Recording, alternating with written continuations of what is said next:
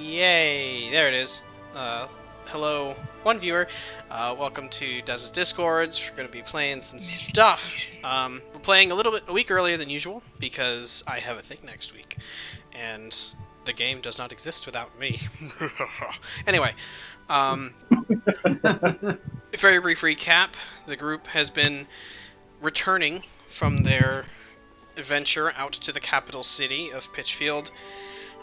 They stopped in with some friends along the way, talked a bit, learned a little bit about the potential dangers of what they're facing, found a couple of jobs that they may want to do in the future, and discovered that Hoyd had a bit of an affliction. They took care of one aspect of the affliction upon returning to Fandalo, the county seat of Hestmark County. They did a little bit of research. Rurik spoke to his god and learned that there was still a bit of a lingering curse on Hoyd, and he was instructed to see to his friend, his ally, before attempting anything else with the cursed weapon that had put Hoyd in this condition. The group is at present exiting from the Wizard's Tower of a mage by the name of Elwea. Excitable mage who was convinced by Prudence to be given access to her circle of teleportation. They don't have it yet, but they do have the circle for the purposes of transporting items and various things that she's asked them to try and find for her. Otherwise they'll explode, because magic. So, walking out from the tower, is there anything you guys would like to head out and do? It's about, at this point, it'd be about a little bit past noon or so. Going backwards.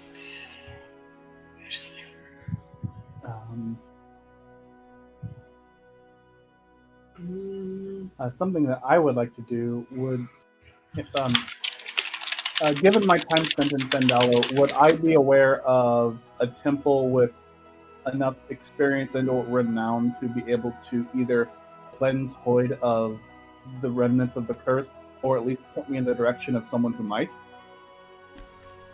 So if I recall, and we had a little bit of discussion about this. Are we regrouped yet? I believe so. I believe everyone went to Elwea's tower, right? I think some No. outside with the cart. Oh, you stayed outside, but yeah, so you're now all together. You've left Elwea's tower. Okay, so like, what do y'all tell me about what happened in the tower? Well, let me answer Rurik's question, and then we'll move on. So, Hash that out. if I recall correctly, this is actually where you began your religious journey, isn't it?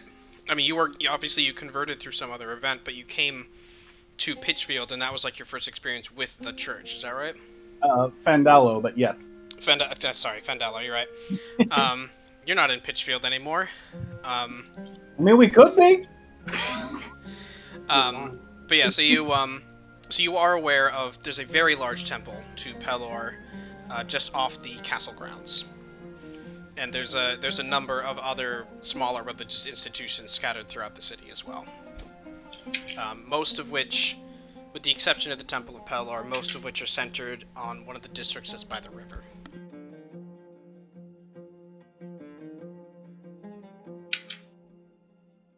So, I'm not sure what order of priority we should allot for such things, but I know I would at least like to go there to inquire about what we might be able to do about Hoyd. There's also the issue of procuring the stuff that Elwea requested, which involves combat with a dragon, apparently. And then there's the issue with Warasa and Darnec. Have we tried, like, casting Remove Curse again? It's not strong enough to procure the desired effect. To get this one? Okay. Alright. Well, to be more specific, I do have a scroll of greater restoration, but I'd rather not use that for this. I'd rather have someone at the temple do that. If that would even do anything. way to find out.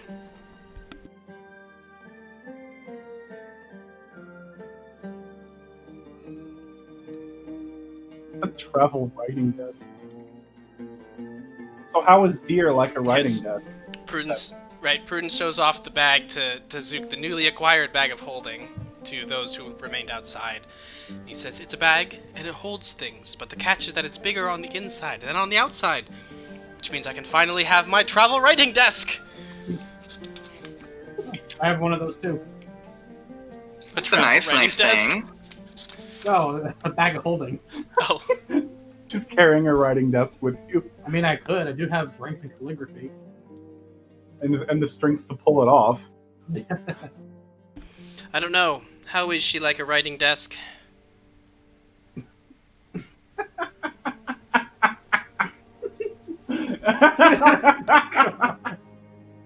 I'm sorry, I had to.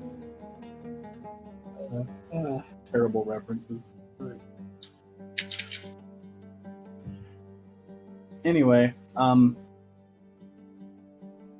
what nagging short-term priority were you referring to, Prudence?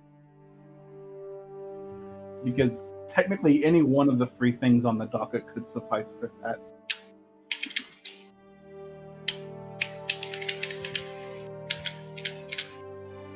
Like what did y'all guys talk about in the tower? Yeah, Zook and Shigun are oblivious to what went on.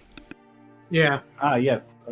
Prudence was interested in learning potentially about magic items and took an interest in requesting access to her magic circle, which is how we got the errand of acquiring some dragon scales. I Still see. can't get over this.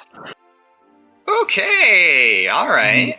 Alea is also one that we visited Alea before, and I asked her if she might be able to help me figure out more about what I now know to be a curse instead of a disease. And I wanted to pay her back for a spell who she effectively wasted components on in order for a demonstration for my purposes that ultimately ended up being wasteful. Okay. So as long as you're on like good terms, right? As far as I can tell, she's a bit eccentric. It's really hard to tell if you're on good terms or not. Yeah, that's my problems with wizards. Like if she's not gonna like kill you, then like I guess we're good, you know? I mean, I figured if she had any intent of killing us, she wouldn't have given us the plethora of warnings she did. There are fates worse than death. You know, you do have a good point. So dragon business, huh? Ember, I have a question. Sure. Go on. Anything to rip her away from this. Do like just like Zook raising his hand in the back of the class. Wait,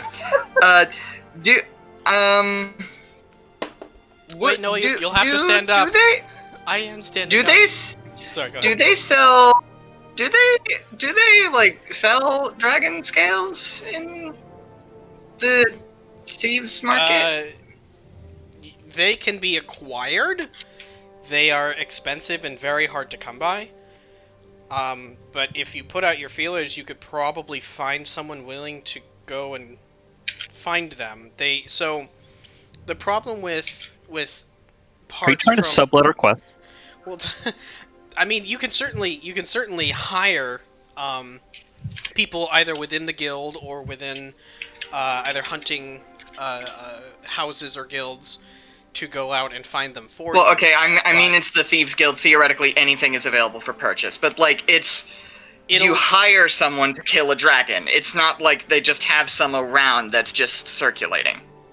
Right, unless you get really lucky and they happen to be moving some at that moment, which is very unlikely, given that dragons are not incredibly common in anywhere in the world. The fact that there are two nearby is kind of a stroke of luck. Oh, really? Although things have been happening in and around Sundi that has sort of been drawing this type of activity to the area, so it's not that unusual, but Yeah, dragons aren't incredibly easy to come by, and getting dragon scales, unless they have an agreement with the dragon, is not easy. Well, I mean, Thieves Guild, so it's possible that an agreement could be reached. Actually, no, I don't know. I don't know if I don't know. I'll have to think about that. I will keep my ears to the ground as regards, like, if any dragon scales enter the market. But otherwise, I'm just kind of under the expectation that we're gonna end up having to go and, like, skin one ourselves or something. What's the worst that could happen? Well, We die. Yes, that. You don't ask that question. As you guys are discussing, Prudence says, "No, the dragon can wait. Let's stay on task." I'm inclined to agree. That was the task. What is the task? The task is to finish our business with Larasa, and then we can go from there. Right, yeah, okay. Yeah, I was bugging you about that. I should have remembered. Prior to that, though, since we are in Fandala, I would like to check with the local temple to see if anything can be done about Void in the short term. Yeah, I mean, Because if we can take care of that now, that would be great. we can do that. And then after that, we'll head straight for Larasa, and then we can see about fixing Void and doing this dragon. Onward. Time to pray. It Okay, means that in a liberal. so you, alrighty, so all of you are heading over to the temple? Well, I am. Whether you follow or not, it's up to you. Although I would like Hoyd to follow. I mean, I've seen no Ideally, reason willingly. why not. I'm coming with if everyone else is coming with. I'll go. I have no problem. Alright, sounds like everybody's going to the temple. So you wander over, you're not incredibly far from where the temple is. Awaya's Tower is near the castle. Near-ish to the castle. So you head back to that area and go into the temple. It's most of you have seen this place. Shigun and Rurik, you are most familiar with this place, but all of you have walked past it. It's hard to miss. It's a very large cathedral structure, very high, sort of vaulted ceilings on the interior, and up very high on one of the tall spires you can see an enormous stained glass window that's obviously not actually there to be a window, and coming through it most times during the day is sunlight passing through this very large emblem of the sun, which all of you at this point know, thanks to Rurik, is Pellar's holy symbol. So you go into the temple, and as expected, being a cleric of Pelor, the acolytes there are deferent. One of them, probably a page, you can see they're in a plain white robe, walks up and she asks, "Hello, Rurik, was it? Yes. You've Hello. not been here for some time." I've been away attending to much unexpected business. Yes, And- so we've heard. What is it that graces our presence with today? I am looking to speak with Father Meadows if he is in the temple. I have a friend here, and I gesture to Hoyd, who seems to have been afflicted by a lingering curse that I am unable to get rid of with my current skills. I was wondering if we might be able to have him looked at and potentially alleviate the curse. Ah, yes. Well, certainly. Right this way. He's in the rectory at the moment, but I'm sure he'll be glad to see you. Excellent. And she gestures to the group, and you all follow off to one side. As we walk, Yep. I'm going to cast message to Rurik and ask meekly, do they have lie detectors here? So you go and you cast message. So, Rurik, you're the only one that understands this. I actually don't know how to respond to that. I mean, based on your current knowledge. Right. I would respond with I don't think so, but I would heavily frown against lying in the house of the Taylor. Okay. So you whisper this back to him along the same message spell. And as you're walking along, you know, those of you that have not been in this type of establishment either ever or in quite some time, the temples of Pelor tend to be very extravagant. Did you almost say Temple of Time? No. Well, okay, because I thought Temple of Time. That's to the north. And I wanted to feel validated. That's on the other side of the mountains from you. Okay. No. As you are, as you make your way toward us, you just notice around you the ceilings. As I mentioned before, the ceilings are very high. There's plenty of light coming in. Not only sunlight, but you can see every 10 feet or so on the walls. There are, I'm blanking on what they're called. They're like they're lighting fixtures that like. There's a little bowl and there's like something burning in it. It's not a sensor. I think those are sconces. Sconce, thank you.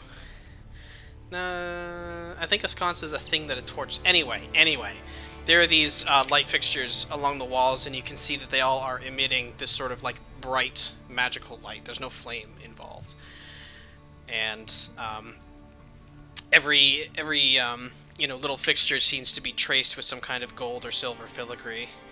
And occasionally you see carved statues of an armored individual, usually standing about 8 or 9 feet tall, with the symbol of Pelor emblazoned across their chest. And interestingly, inside the helmet, the visor of the helmet is up, but the face is flat and featureless. There are no like sunk eye sockets, no nose, nothing. It's just a flat face on the inside.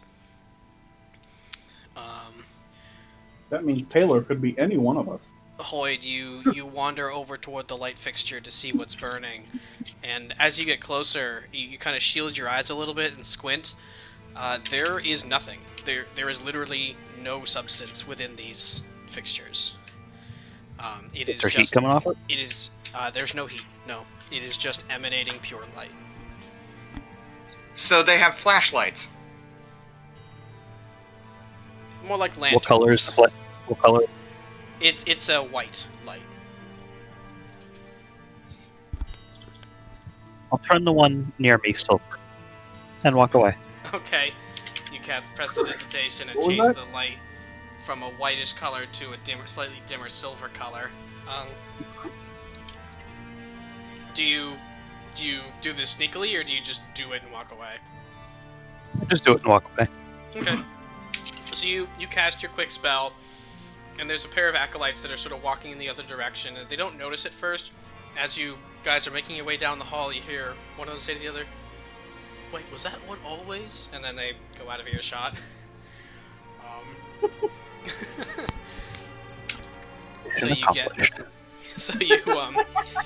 You make your way across to the rear side of the temple. There's a rectory in the rear, which I think is the right word, but it's where the priests live, basically. Yes, it is. And the page knocks on the door, and the door is unlocked and opened for them. And she says, "It's Rurik is here to see Father Meadows. I wanted to make sure he wouldn't be disturbing." And the voice inside says, "Oh, never. Tell him he'll be a moment." And the door closes again. And the page turns to the rest of you and says, "He'll be a moment." Thank you very much. And she kind of gives you a deferential nod and walks off back down the hallway. A minute later, opening the door is a... oh god, gotta get the physical description back up. Yeah. So you see a figure, not incredibly tall, probably 5-ish feet or so. You see the rounded yet pointed ears of a half-elf, darkened, sort of ruddy skin. His black hair sort of running down a little bit past his shoulders. You see he's wearing a white robe with this, what's the word, tabard, I think, with the cloth hanging over both of his shoulders with gold filigree and a very Vestments? Vestments, thank you. With the vestments and a very large medallion of a symbol of Pelor hanging off of his neck. And he looks down. He looks up at the rest of the group, and then he looks down to you in a very broad smile. He looks up at me? Not at all of you. Aww. And you see a very broad smile spreads across his lips, and he says, "Rurik, I was wondering when you'd come back. It's been some time. We've missed you. How is your You're journey famous? going?" He Sorry, what was that? turns to Hoyd. He says, "I was the one that granted Rurik his vestments, and we've been very proud of his accomplishments." Well, I've never seen them. He kind of looks over to Rurik. I prefer to speak more with my actions than with my garb. Fair enough. Pelor rewards actions, not words. Oh, terribly sorry. Allow me to introduce myself. My name is Edric Meadows, Father Edric Meadows. I am the High Priest of the temple here in Fandalo. We welcome every one of you with open arms. If there's anything that we can do to make your stay a bit more comfortable, let us know. Rurik, I'm told you're here seeking advice? Yes, Father. I bring to you my companion, Hoyd, who has suffered a cursed affliction that is beyond my ability to heal. I was wondering if it's something that you might be able to see to. Okay. As you're going through this explanation, you turn, and Hoyd is suddenly wearing your armor, your dwarven plate armor, as he shifts the glamour on it, and he says, Does it have the same weight? No, not at all the same weight. There's probably two of you. There's probably two of him in you right now, but Edric continues, and he says, "I can see he's a bit of a trickster, isn't he?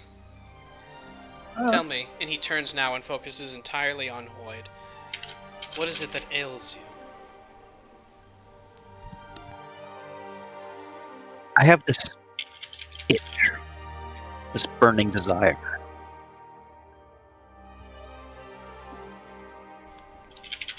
And To watch things die. That's not normal, is it? interesting. A sort of bloodlust, if you will. I pipe up for a second. He's too proud to admit that this isn't normal for him. Hoyd, is this normal for you? Well, everyone has a little bit of bloodlust in their lives, don't you? Makes life more colorful and worth living. Hoyd, that's not what I asked. This whole one time, won't he's go just away. got this very, very sort of pleasant, partial smile. Sorry, go ahead. This one won't go away. Always there. Never I think it's a stayed. roundabout way. That's the answer he gave. I understand. Well, Great. we have, I suppose there are a number of services that are here at the temple at our disposal that may be able to aid you in recovering from this condition. Hey, Ember. Yep. I had a train of thought, so I'm gonna ask a bananas question. Do doctors in Greyhawk have, and I mean like regular doctors, not like priests? Like do physicians, yeah. Yeah, do they have a like, do they take like a vow of privacy between like doctor and patient like modern doctors do? I mean, so like if you go into a hospital and the reason you're there is like, oh, I overdosed on cocaine, they're not gonna like send you to jail, for instance. They're just gonna treat you for it.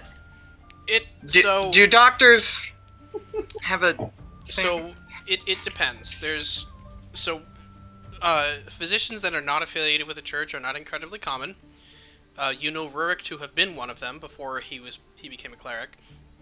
But they're not incredibly common, and B, there isn't really a whole lot of standardization when it comes to mundane medicinal physicians.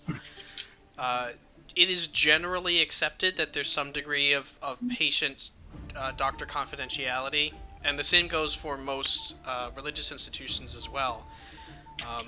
If you go to a medical institution or a religious institution honestly seeking help, they generally won't throw you in a dungeon. Yeah, like the same principle behind confessionals, you know? Yeah, but Good to know. It does depend entirely on the individual. There isn't exactly a legal structure that says that doctors can't do this, or there may be some rules in the religious institution. But for example, if you went there's to no HIPAA. there's no HIPAA. There's no HIPAA in Greyhawk, and if you go to, for example, a temple of Tyr or something, right? Like, they might lock you up for your own good and treat you, but like there isn't a court system involved, you know? That's just how their religion is. Okay, secondary question, that occurred to me while listening to the answer to the first question. Does the Thieves Guild have their own doctors? Yes, absolutely. Generally, they're the same Okay. people as the people who develop poisons, but yes, they are. There are physicians and there are clerics in the employ of the Thieves Guild, so that if somebody gets hurt or somebody has an issue, you don't have to go outside the guild and potentially have to answer some questions. And that sounds like an interesting job. Makes sense. I mean, 90% of their 90% of what they do is just brewing antidotes for people because, it's a Thieves Guild and poisons happen a lot. I imagine also there's probably like a little bit of fixing stab wounds. Well, what's a little stab wound between friend? Like the hotel from John Wick. Like that vibe. Sort of. Or that time Boyd stabbed someone. Yeah, or that time Boyd stabbed someone. Yeah, no, Thieves Guilds wouldn't be quite as like, you can't hurt anyone in a Thieves Guild, because that's not what a Thieves Guild is, but yeah, they'll have services available to members of the Thieves Guild if you get hurt and you don't want to answer questions about why. But yes, as Edric is talking, he says, we have a number of services that might be able to aid you. Now, where was it that you brought this ailment upon yourself, Lloyd? Where was it? What was the causative agent, if you will? Do you have the sword with you? Yes, it was a sword that was previously owned by a demon, and have it in a part. It was a fine weapon. Why don't you give... I'm sure he would love to touch it. Don't touch, it's cursed. We're not going to be playing. Unless maybe you don't get cursed by things. I don't know how this works. The curse probably required what only affected him because he was attuned to it. That's why we came to an expert. Well, do you have the sword with you? Yes. Shall I fetch it from the cart? I believe somebody has it in... I think Prudence has it in their bag of holding, don't you? Oh, do they? Oh, right. Yeah. Prudence has it. Okay, I thought it was still in the cart. Yeah, this It's happened actually right at the very end. Yeah, last thing we need is some asshole stealing our cart and stealing the demon sword too. And of note, your cart is being tended to by a pair of acolytes. You were able to hand that off.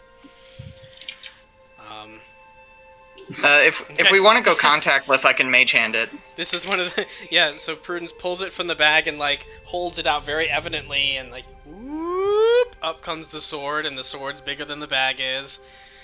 And the whole time you see Edric. I'm using a visible mage hand. Okay, do you take the sword from Prudence using your invisible mage hand?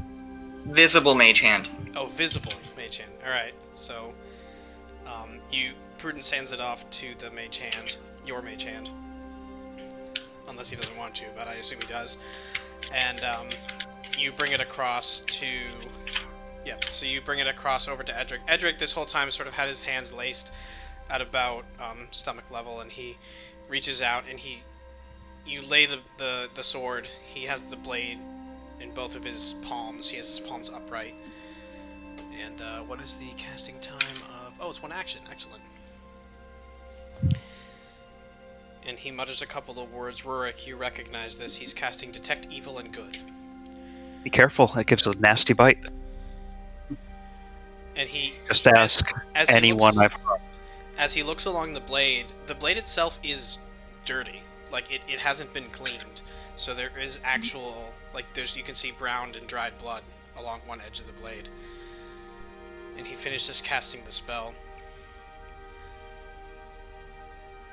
I see.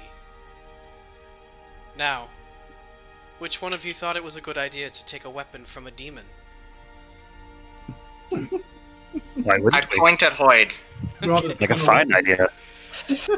Well, he turns the sword upward and grasps the handle with the blade pointing down, and holds it out to Rurik. And he says, "We can take it. We can cleanse it if you would like. It has been desecrated. The ritual is not particularly short, and it might take us some time to work through it. But we would be happy to cleanse this sword of the enchantment upon it. Now, that would make it simply a normal, mundane sword once more, but it could perhaps be reused again. As for your friend, you can see he kind of flicks over you, Hoyd, and it's not... Detect Evil and Good is not an alignment thing anymore, so it's not like he can tell that you're evil or good or whatever. Hold on a second, our weather radio is going off. Hold on a second. Yeah, one moment, please. Oh boy. Is there going to be a flood?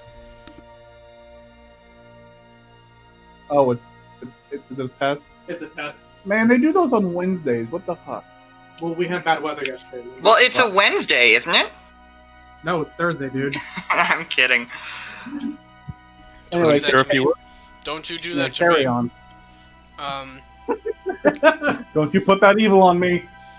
Well, it would be kind of funny if it was an alignment thing, it produced like a soft glow around everyone in the party except Prudence and Hoyd. Well, Detect Evil and Good was an alignment thing in past editions, but in 5th edition, alignment's not as big of a deal. Which I'm glad for.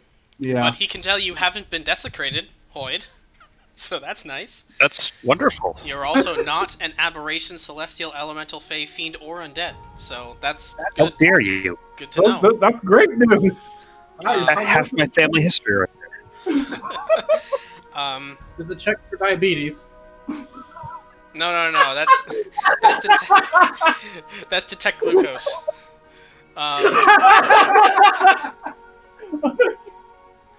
No. So he hands the sword to Rurik, not back to Rurik. He hands the sword to Rurik. He says, well, for somewhat of a discounted fee, of course, given your companion, There's the angle. we may be able to assist your friend. Yes. The cost to you, given your affiliation with the temple, double check the list here. It will be, oh my goodness, if my thing will search, there it is. For you, it'll be 300 gold for the casting of this spell. You do know. Are you interested in a sword? You do know from this time in the temple that this particular service, which is the casting of Greater Restoration, costs $450 normally. So you know that you're getting it at a somewhat steep discount. Would this be a casting on the sword to render it inert, or would this involve Hoyd? No, it would be casting on Hoyd to rid him of the curse of the sword placed on him. The actual removal of the enchantment from the item is a much more in-depth process that any one spell can't cover. That's okay. That makes more sense. Because not only is it cursed, it is also desecrated, so it's got a whole lot of other stuff going on. Yeah. Well, Hey, Ember, I had the worst idea. Oh no. What if, we, like, assuming that this, like, Greater Restoration procedure, like, if it takes more than a day, we could, like, leave Hoyd in the temple in Fandalo to, like, just get purified while the rest of us go down and talk with Lorasa and finish our quest. And it's funny. People are boring. I hate because Lorasa doesn't know about Hoyd. I hate to burst your bubble, but Greater Restoration has a casting time of 1 action, so... Okay. Yeah. Sorry. Yeah, that won't take long. Did he hear me? Well, I guess I just wanted to scare you. Did the cleric hear me? I'm sorry? Prudence says, what if we cooked the sword and ate it? And Edric says, well, I don't know if I'd recommend that. Get plenty of iron for the day. Well, whatever passes for iron in the lower planes, anyway.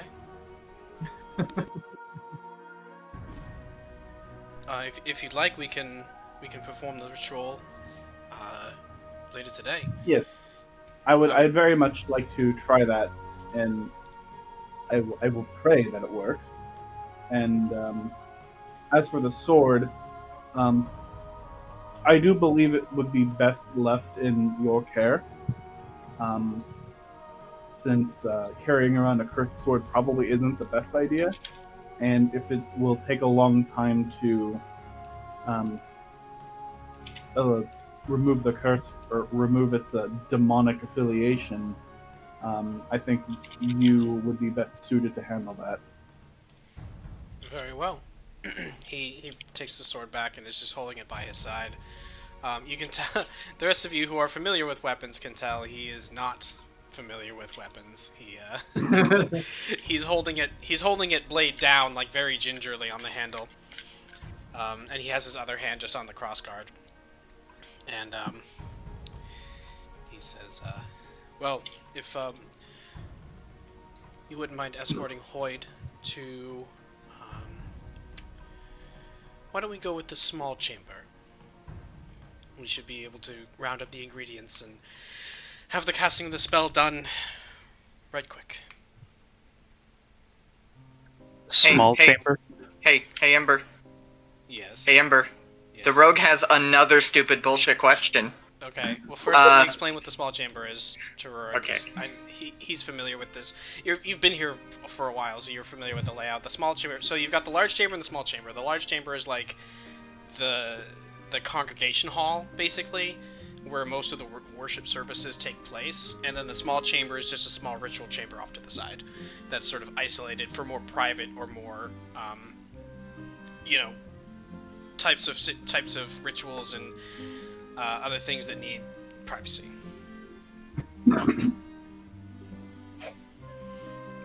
All right. So what's your question, Zook? How maze-like is the temple's quarters? Well, you're not actually in the rectory itself. You went to the rectory and then Father Meadows stepped out, so you're not actually inside of it. However, the hallways are not incredibly hard to navigate. They're deliberately designed so that you can't really get lost. Oh, okay. It wouldn't really do them any good to send someone who's unfamiliar with the temple off somewhere.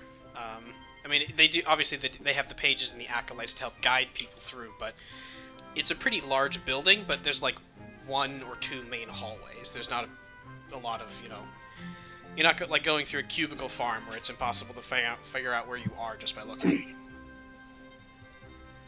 Okay. Anyway, come back next time when I'm gonna ask about grappling rules. Oh no. Oh no. Don't ask about. Or like stone lore or something. Actually, I'm not a dwarf. Stone lore is not my field. Alrighty. So, Rurik, do you head off and you bring them to the would you mind saying that? Sorry, I don't read these sessions later. I listen to them later, so. That's fair. I find myself short on the necessary funds after recompensing Awea, and I was asking if Shigun might help with assisting the funding of the treatment. Yeah, I mean, I have plenty of gold stockpiled, so I can do the whole thing. I can do part of it, whatever you need me to. I appreciate it. Fund of me. How much gold do you have? Currently, about like 169. I don't have a lot. I can just do the whole amount. It's fine. Funny number. How much is it again? 300? It's 300. 300. Okay. I will That comes to 30 platinum. Prudence, I get the feeling Hoyd collects debts like silverware. That would be the conversion to 30 platinum, yes. Rurik, I have a present for you. You what? I have a present for you. You have a present. You hand him the 30 platinum? I do. Okay. 3,000 copper. That seems obnoxious, Prudence, but I would absolutely do it just for Rurik. Oh yes. Wait, Hoyd, Paying and Hoyd, did you say you're funding it, or? I did say I'm not funding it. I said I have a present for you. well, Yeah, he hands Rurik the 30 platinum, which is 300 gold. Okay. Thank you, Hoyd. I I'll genuinely mention it. Really, don't. Alrighty. So you bring them over the group into the small chamber, and it's I mean, for being called the small chamber, it's still a pretty big room. It's about 10 or 15 feet long, 10 feet wide, and you can see there's a small temple with that same armored figure statue on one side, with a small altar to this deity. So it's small by comparison, kind of like Canis Minor. Basically, yeah. It's How still big it's still not a small room, but it's much smaller than the congregation hall it's just off of. So. How big is the room compared to that statue? The statue is smaller than others, so the statue itself is about 6 feet tall, rather than. Is there 8. anybody else in the room other than our party? At the moment, no. Okay. You can On the see opposite side of the room, I'm going to cast a spell. Okay. Oh gosh. I'm going to cast Major Image Okay. You cast Major Image. of the same statue with a stupid face. Oh. Okay. So Why? you Punishment for letting him pay for it. Oh boy. Yes, we deserve this, but I'd rather not him make a mockery of my god at his house. I'm gonna cast. Can I cast Minor Illusion to make the face normal? A layering illusion. I would say no, only because Dispel Magic is a higher level spell than Minor Illusion, and the illusion would cancel out.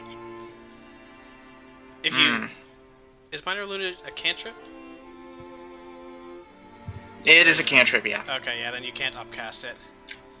Yeah. If you had Silent Image, you probably could upcast it, but you'd have to... you'd have to know. Like... I think my highest spell level that I have right now is level 2.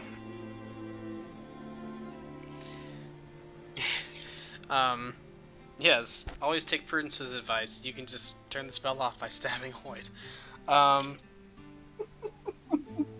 So as you guys are waiting, you can see Hoyd summons an image of the statue of Pelor, the statue of your god, on the other side of the room, and he's got like a stupid sort of like face. And you look back to Hoyd, and then you look back at the statue. Actually, let me double check if this is possible before I say it.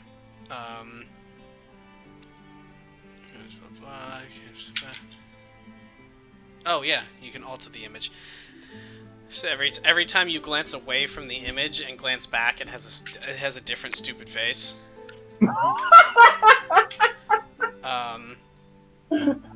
And Wait, what are you doing? after a few minutes, Edric, or Father Meadows, walks in. You can see he has a small pouch with him, and he looks over to he looks first toward the actual statue and has a small respectful nod, turns to the other side where the statue is. You see the small pleasant smile never leaving his face. He gives that statue a small nod. He turns his attention over to Hoyd, and you can see in the center of the room there's a small, it's sort of built into the marble of the flooring, there's a small circle with I think it's 8 points of the sun emblem of Pelor emblazoned on it in this sort of like black marble inlay. And he, looking at Hoyd, getting eye contact with you, he just nods to the center of the circle and sort of gestures for everybody else to stand back.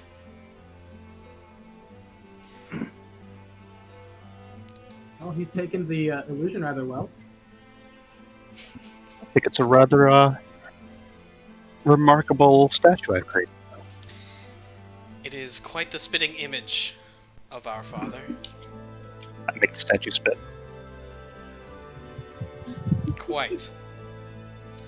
I would suggest dispelling it, though. I don't know what kind of interaction that this spell may have on you, and I don't want to break your spell casting. Well, you know what Point they say? made. I dispel it. If you keep making that face, you'll be stuck with it. So I suggest you do what he says. It's alright, so you drop concentration on major Was image. that a 8-bit reference? Prudence, Oh, you it sounded step like backward it. until you bump into something. The nearest thing to you, you'd probably bump into a side table that just has like a small, like a collection bowl on it. And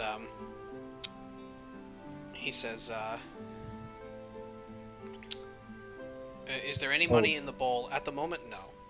There is not. However, as you kind of glance to it, Father Meadows says, okay, you put a copper in, and Father Meadows says, okay, only 2,999 more of those to go. If you would not mind placing the offering. He just says generally to whoever. He doesn't know who has the money. I will place the 30 platinum that Hoyd had given me into the bowl, along with the single copper. Make sure to get your change. And as this is happening, the rest of you step back and out of the ritual circle. And let me make sure I get this correct. He mutters a couple of words and takes out a small... in the pouch itself, he kind of pinches and pulls out what appears to be this dust material. Rurik, you know this to be a diamond dust. And as he holds it, the diamond dust in his hands, he kind of lets it fall from one hand to the other like sand. And in his other hand, as the diamond dust suffuses, it actually suffuses into his skin, and his palm begins to glow slightly with this sort of dull yellow light. And Edric walks up and very gently places his thumb in the center of Hoyd's forehead. And Hoyd, you can feel this sort of like gentle warmth radiating from the palm, and there's a slight ripple, like a small, almost like an impact, but it's not no actual force as the light goes out.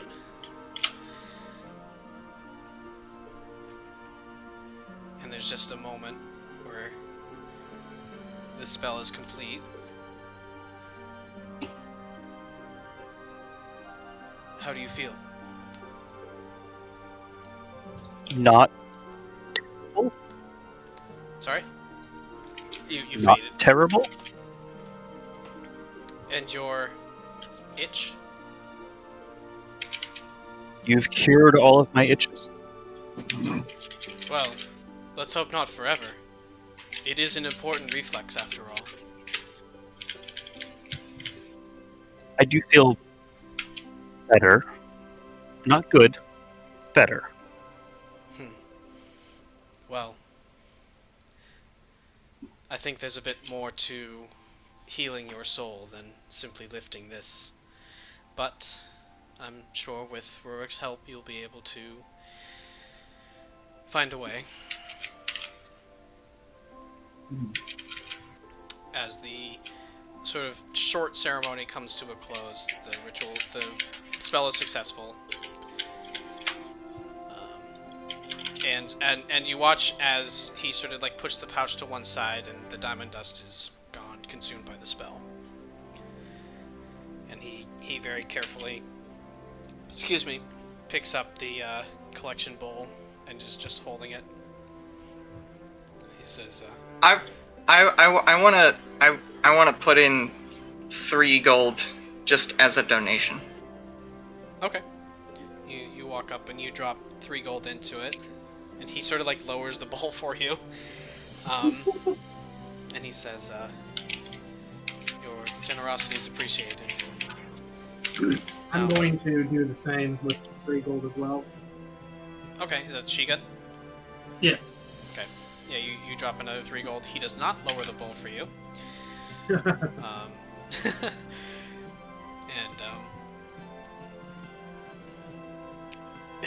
Edric says turns to Rurik, and he says, if there's anything else, any other hospitality you require of us, feel free to speak to one of the pages. We've had a number of new acolytes come into the temple. I think they'll be... I can't imagine that they're not jumping at the opportunity to speak to the hero of Pitchfield. Heroes, he corrects himself, looking to the rest of you. There you go. The rest of them deserve some credit. Now, and he kind of leans in. He kind of leans into you, Rurik, and whispers in your ear, "Tell me the truth. How much of this goat man myth is true?" Do I hear this? What's your passive perception? 17. 17? You would catch this, yeah. He's not being particularly quiet. He's just quiet enough that he thinks he's being quiet. But yes, you would hear this. Okay, I interrupt to answer almost none of it. He kind of glances to you and kind of quirks an eyebrow and turns back to Hoyd, to Rurik, rather. Zook has the right of it. Almost none of it, but as with every great legend, a small part of it is rooted in truth. Let's just say the exploits of the goat man are greatly exaggerated. Rook, that was a great answer. Every legend does have a nugget of truth. Very well. That nugget being that there's a goat underground. Well, I hope someone takes So the care of it. basis of the story is true. Oh, he's taken care of. A monster goat, too, mind you. Well, it's a giant goat. He's not a monster. That's just mean. He's just a very large goat. I say monster in terms of relative size to a normal goat. I'm picturing the No, goat I know. scream from Mythbusters now. I know, I'm giving you shit. The truth of it is that story played a very specific purpose. And Edric with the bowl, and he has the pouch just sort of tossed in the bowl as well. It says, now, if you'll excuse me, I was in the middle of a very, he gives Rurik a knowing look, very important communion with our father. Rurik, you know this to be his favorite euphemism for napping. My apologies for the interruption. I thank you for your service, and may Paler's light bless the rest of your communion. Rurik, I have a question. And light Yes. on your path as well, and he leaves the room. What would his title be? Could it be Lightmaster? Who, Father Meadows? Yes.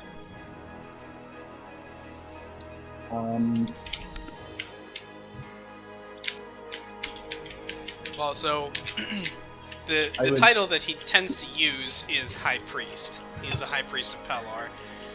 Occasionally they're known as Illuminated, but most don't like that title because it makes it sound like they're some mystical being. But in the holy text they're referred to as Illuminated, but most, at least in this part of the world, prefer the title High Priest. Ah, yes, that.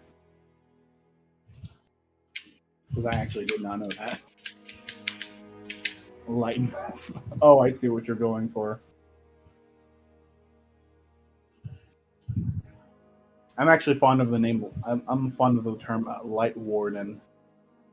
Of course you are. Yes, because it's from 14. I'm unoriginal as heck. There are Wardens of the Light. They're an order of paladins. So there's that. Oh, excellent! The Light Wardens are horrific beings from 14. From Final Fantasy 14, Well- you mean? Yes.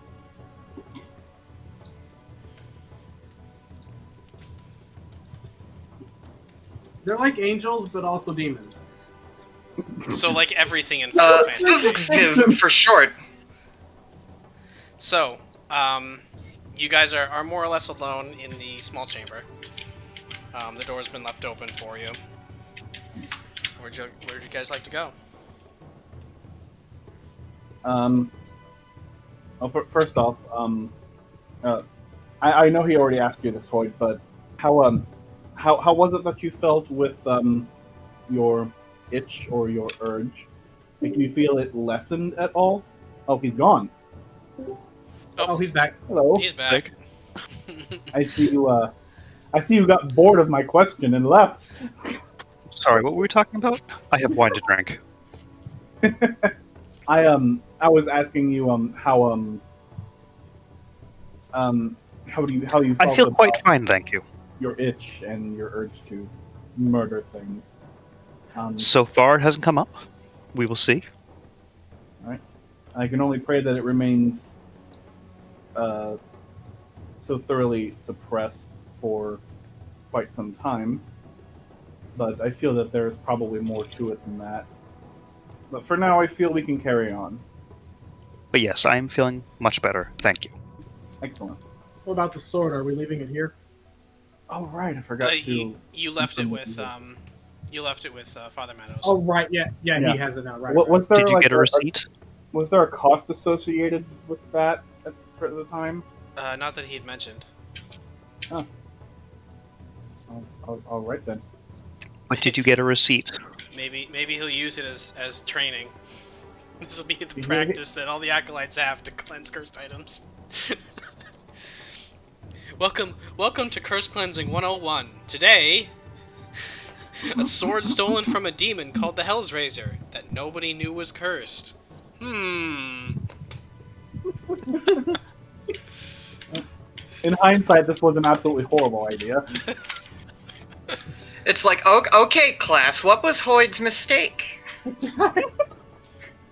The tiny little nerdy child in the front, his hand shoots up and he says, "It was a tuning to a sword that he got from a demon," and everyone else is like, "What the fuck is a tuning?" No, the nerdy kid raising goes, actually, it's the party's fault for trusting Go. White in the Oh, actually, and he pushes his glasses up on his nose, and anyway, sorry, sorry, I digress. This is wonderful. This is wonderful. I digress. Oh my God, this is the best tangent. As you guys are discussing, Prince says, I'm done here. So, Yeah. unless With you have Boyd, further business, With Hoyd presumably fixed, I think we can make haste. Fixed. Ha. Oh no. He's a bard. I don't know if it works like that. Nah. We'll roll with the punches and see what happens. Yep. We can make our way out of the temple, and on our way out, I will make a point to graciously and respectfully bow to any acolyte that I pass by, and offer like a warm handshake or a good. And I'm bad with this sort of thing. Not a cold one. I mean, many of them are hesitant because some of them know who you are and some of them don't. And you can tell the ones who know who you are because they're the ones that, as you're walking up to them, they like get real quiet and nervous. And the ones who don't know who you are, more or less, are just like, whatever. I know my place in this. I'll walk in front of him, crying his name. Oh my god, no, please. So you walk in front going, Hoyd! Hoyd! No. Yes, exactly. No. Crying out Rurik's name for everybody around. Sorry, Rurik's name. Sorry, I misheard. I assume Oh, Rurik's name is Rurik. Rurik. That would be good too. Rurik! And some people kind of turn and look and give a quizzical stare. You recognize Rurik and I face palm very, very, very hard. continue on with what they're doing. You guys make your way out of the temple, and you're back in Vendalo. Anything else to do here? Just put a I marker on the think map to that- show you where you are. I think I'm good. I think... where's Vendalo? Here's Vendalo. Right there. Ooh. Oh, you can't really see that on the camera. Bam! There's Vendalo. Man, we're giant. Yeah. Each stride covers many... On that day, Sundi received a grim reminder. Oh. Well... Anyway, I'm gonna save that for when you're much higher level. Anyway, Oh. What? Alrighty, so you guys, unless you have further business to do in Fandalo, I assume you'd be heading out. Yes, In I'm good what to head out. direction? Prudence, where was that dragon? I believe we should return to Darnec before dealing with any dragons. Even if we even could handle dragons. Princess not I'm right now. inclined to- Hoyd.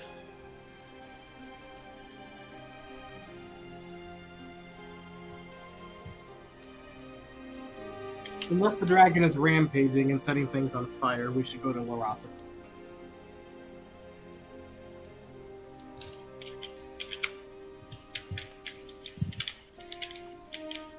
Alrighty. So, Darnec. Back to the the name of the type of settlement that Darnec is a thorp, and I just can't get over that. A what? It's called a thorp. Thorp. Thorp. What is a... Oh, yeah, like in Scunthorpe. Is there an E? I've never heard of Thorpe. Is there an E at the end? There's probably an E at the end. I don't know.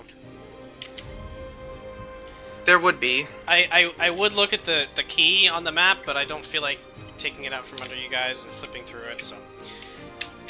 But yeah. Anyway. It's about a day's travel to Darnec, so there will be one evening in the middle. Okay. Not incredibly far, but just, just far enough. And, In that case, I would like to, once we're prepared and ready to go, assuming another fast-paced travel again, mhm.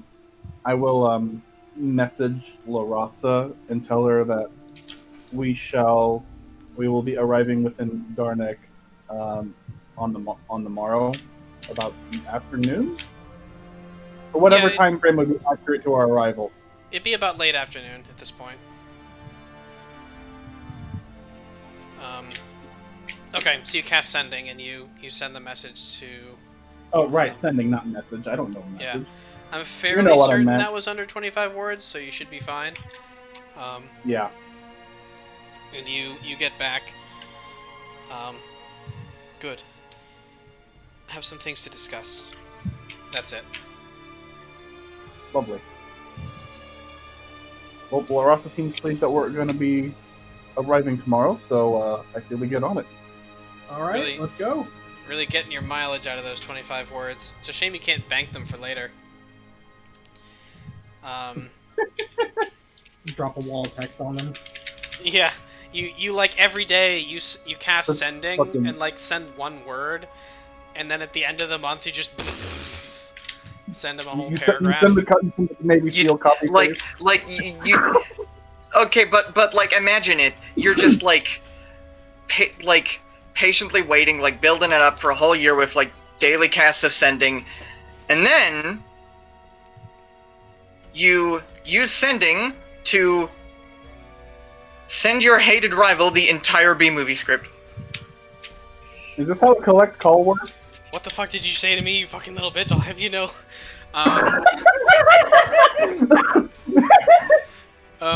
So you... Alrighty, so you guys pack up and you head out from Fandalo. On your way out, there's a number of guards now that recognize you from the last time. The guards that were not at the gate you came in are at the gate on the other side, on the southern side. And a few recognize you and give you a hail. And you make your way out into the countryside, if you will. You are traveling... You're traveling southward, but you're still mostly in the mountains as you head down toward Darnec. It's a familiar road at this point. Some of you have traveled this road this is your third time traveling the road. And as you get closer to where you most likely will have to rest for the evening, the mountains and the surrounding area have started to drop away. The land is getting flatter, and the trees are getting more and more sparse. And toward the end of the day, you'd be able to go a little bit past sundown or so, and then do you basically just pull off on the side of the road, or do you keep going?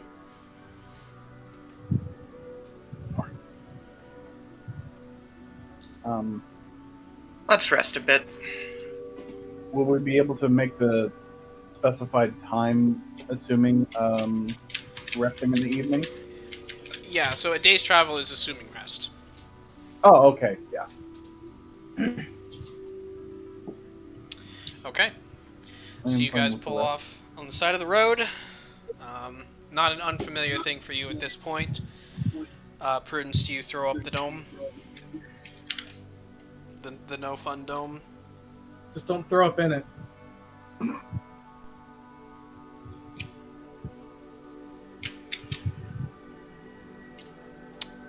Not hearing any response. I will assume he does, because I'm pretty sure he has the spell slots for it. There he's Oh, there he is. Ah. He disconnected. I assume, so you're coming to the evening time. Are you going to throw up the dome, I assume? Yeah, we're pulling over to rest for the night before we, Oh. Okay. Alrighty, so as you guys sort of prep and get ready for the evening, Prudence goes and he casts Liamon's Tiny Hut, also known as Prudence's No Fun Dome. Except when Prudence casts it, there's a little sign up front that says No Fun. Oh, and alright, you cast it as a ritual.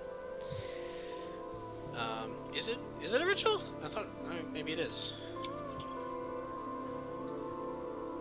Oh, it is a ritual spell. How about that?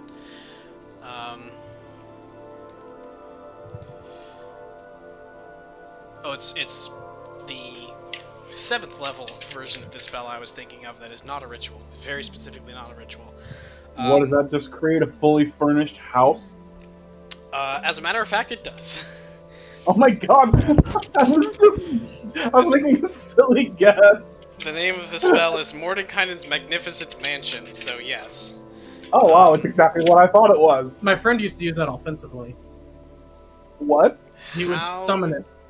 Like just drop a house on someone? No, Yeah, So, Magnificent Mansion doesn't create a house. It creates a small portal to an extra-dimensional house. It doesn't actually... If you have a portable... Is it the same house each time? If you want it to be. You may be thinking of... I think it's called a portable tower, or something like that. It's an item. But you basically just plop it down and boom, a tower appears, which you can use offensively. It was an older edition, and it was meant to be an unhinged campaign. Or that may have been different in older editions. I never got that high level in older editions, so... So, you go ahead and sit at the dome. The dome is nice and pleasant on the inside. You tack the horses and get everything ready for the evening. I'll tend to horses and create food and water for everyone. Okay, you go and you cast Create Food and Water as everybody else is prepping. Who would like... Taste with prestidigitation. I'm sorry? Or is that thaumaturgy? I can't remember. One of the cantrips that lets you change the taste of something. I don't know if thaumaturgy can. Prestidigitation does. I know you don't have prestidigitation. Okay, that's the one, yes. Season to taste with prestidigitation. Alright, so you'll have to collaborate with one of the arcane spellcasters that have prestidigitation. Because you don't. Oh, I don't. Is it wants prestidigitation? The horses do. I'm mostly making a joke. Because the food it creates is bland and flavorless, but nourishing. I mean, that's a legitimate use of prestidigitation. Change the flavor of something. Yeah. The Monday group ate birdseed, but it didn't taste like birdseed because of prestidigitation. They were hanging out with some birds. It's okay, don't worry about it. Man, what is the Monday group getting up to? I shouldn't. I need to watch those. I'm halfway convinced you're just making these stories up. I legitimately am not. You can ask any one of them about it. So anyway, you guys bed down for the evening. Who would like to take? You can do. It's 8 hours, so it'd be first and second watch, and there's a little bit of overlap on either end. So who is gonna take first, second, and third watch? What are you shifting? How are you gonna shift this? I think I will rest tonight. Okay. Prudence But I do have something to do. I do have something to do first before we rest, though. I can take first one. Shigun is first watch. Rurik is second. What's up, Hoyd? You have something before going to bed? Yes, I'm on open mic. Rurik, come here. If you wouldn't mind, please. I have something for you. You're gonna give me more platinum? I am. No, I'm not gonna give you more platinum. That was a one-time offer. And it wasn't even for you. Yes, it was. Which I very much appreciate. Anyway, what have you this time? I have this gift for you as a thank you that I definitely did not steal from the temple.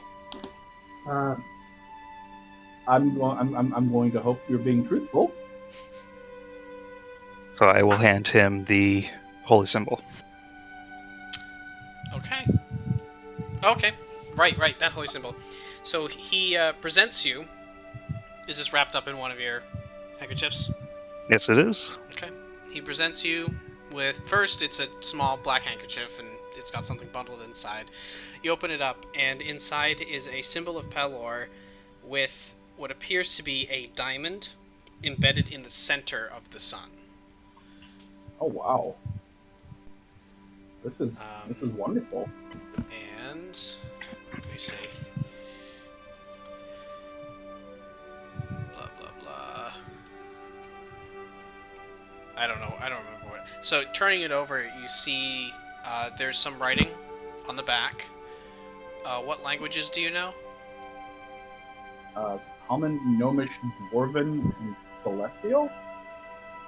Off the top of my head? You do not recognize it. You do recognize the script. You recognize it as Elven, but you don't... I don't believe you're fluent in Elven, so... Yes, remember I spent some time with the Book of the Nine Hells, the Home of the Nine Hells or something. So my understanding of Elvish is very rudimentary. I can speak and read Elvish. Yes, you can. That's right, you have rudimentary understanding. Hoyd.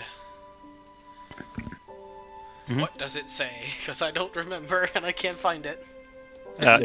It's in our pinned DMs. It's pinned. It's pinned! Oh, it is pinned. You're welcome.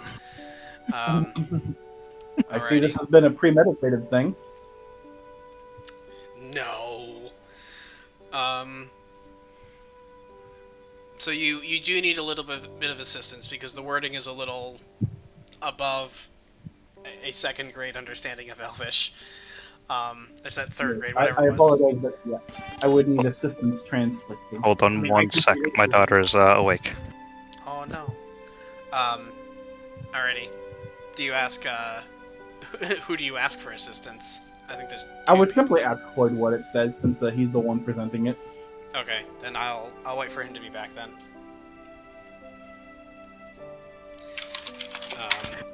Not that I have any qualms asking Shigun, of course, but I figured the courteous thing would be to ask Floyd. While we're doing I'll this, make sure. That's part of the joy of unraveling the riddle. I'll make sure his translation's accurate. Okay, so you don't translate for him? I do not translate for him.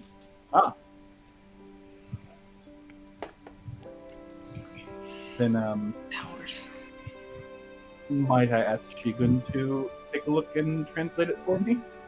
Unless Floyd is wanting to not do that. Right?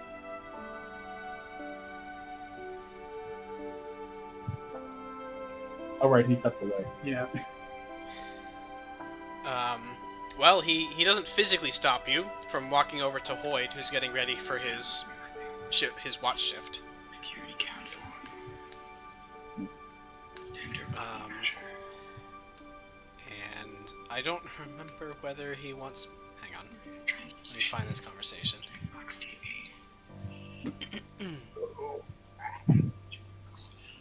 Close button.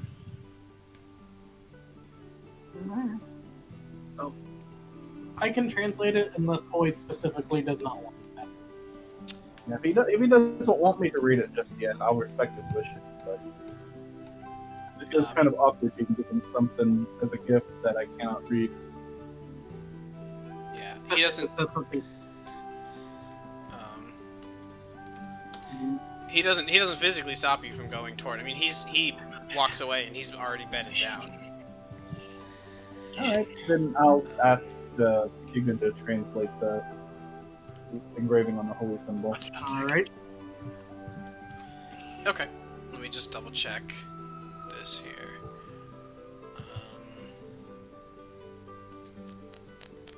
Where is it?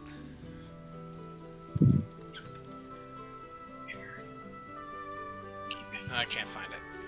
And sorry, Hoyd. What are you looking for? I don't remember whether you wanted to read the inscription or you wanted me to. He's asking Rurik for assistance translating. Oh, I can read it. Now that I'm back. Zener cards. Alright, so, I'll, Shigun you know, goes and I'm gonna- translates for you. Yep. Where the hell is my... There it is. Alright. It's pinned To in my our fr- DMs. No, fine. To my friend Rurik. Should I meet my well-earned demise sooner than expected, consider using this. Yours, Hoyd Whitaker. I understand, and I thank you very much. Now this is... Remind me of the... Now, is this... Remind me, sorry, Hoyd. This is a 300 GP diamond? Mm-mm. Nope, next one up. Mm-hmm. Okay. Actually, no, Rurik, you would not be familiar with that spell yet, so... You know the diamond within is more expensive than any you've seen before. I have a feeling as to what it would be used for in this circumstance based on the context of the message. But as a player, I have an idea of what this is. Alrighty. So all of I you was bed about- down. Sorry, go ahead. I was actually about to ask if this was used as a spellcasting focus that required a diamond for a spell component. Since this is part of a holy symbol, would it still be consumed? Only one way to find out. Oh boy! Alright, I'm gonna save this for the big guns then.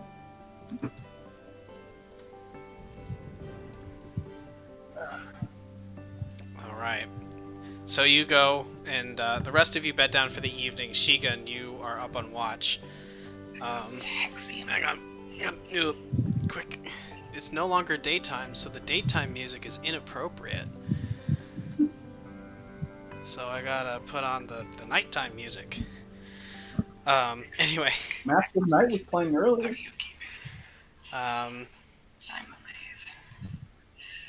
Alrighty. Man, I keep hearing Zook saying stuff, and it sounds like demonic whispers because I can't make out. No, I'm whispering. Keep talking and nobody explodes mods. It's fine. It just kind of sounds like. Remind me to show you how push to talk works sometime. Shigun, go ahead and make a perception check. With disadvantage because you do not have dark vision, and it is nighttime. Okay.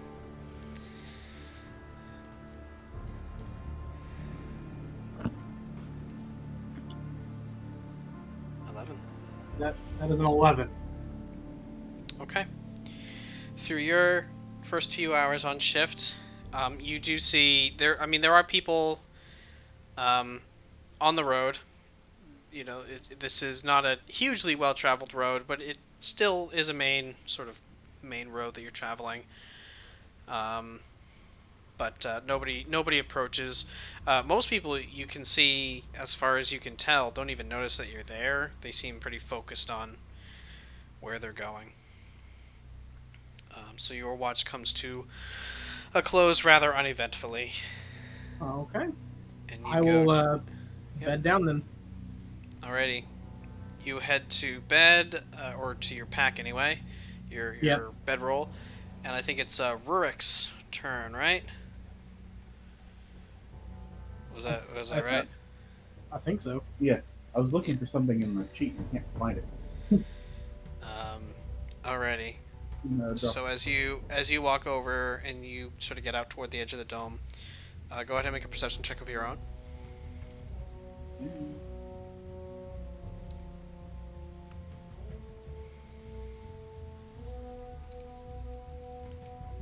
Man, I rolled the same as Shigun without disadvantage.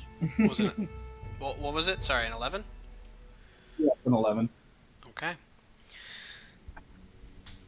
As you're more toward the middle of the evening, middle of the night rather, there are fewer travelers on the road.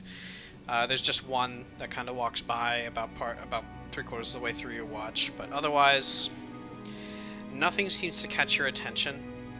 You walk around the backside of the dome away from the road, just to keep an eye out on things, and there's occasional movement here and there, but you basically have your backs to a light forest, so that's not unexpected. Mm-hmm. So your watch comes to a close, and you move to wake Prudence. Alright, so dear, you okay. You summon up Deer. Use the portent of 12 to roll your own perception check of 13. And Deer goes out and around to watch out on her own. And with a 24, Deer she starts fluttering over toward the forest area, and just above the treetops, some ways away, she sees some. She finds a gun. No, just above the tree level, some distance away, she sees It's hard to make out at this distance, but it looks almost like a long, sort of serpentine creature, just skimming over the top of the trees. It's not traveling in your direction, but it is sort of traveling parallel to the road. And she flies in a little bit to get closer, and you can see what appears to be, or she can see rather, what appears to be more or less almost a snake, or a large reptile with wings. No other limbs. And she kind of flies back to you, and you do your quick little communication. I'd say with your education, sure, you would recognize this as a coatl. It's not a dragon. They're celestial beings, but they tend to appear in various places around Greyhawk. Otherwise, through the evening,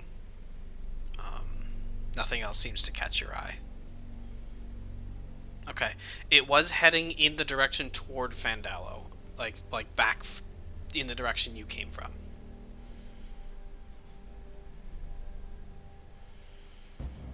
And then it went out of sight. And your watch actually, your dome disappears partway through your watch, because 8 hours. And you finish off the rest of your watch, and then perform mage armor, water breathing. You get a 12 and a 3 for Prudence. Not terrible. For what purpose do you pull up Unseen Servant? As everybody else is sort of coming to wakefulness, you watch Prudence make these perform these rituals.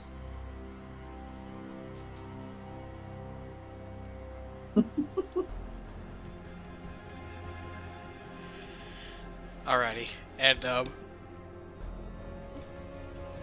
as you're working along, the rest of you are packing up, and you start to see Prudence's gear and equipment start to pack itself into his bag, and certain objects start loading into the cart. And as Prudence is just finishing up with his sort of morning ritual, if you will, he says, I spotted a creature called a coatl overnight. It was heading toward Fandalo. They tend to be good creatures, so but otherwise uneventful. Are they always good?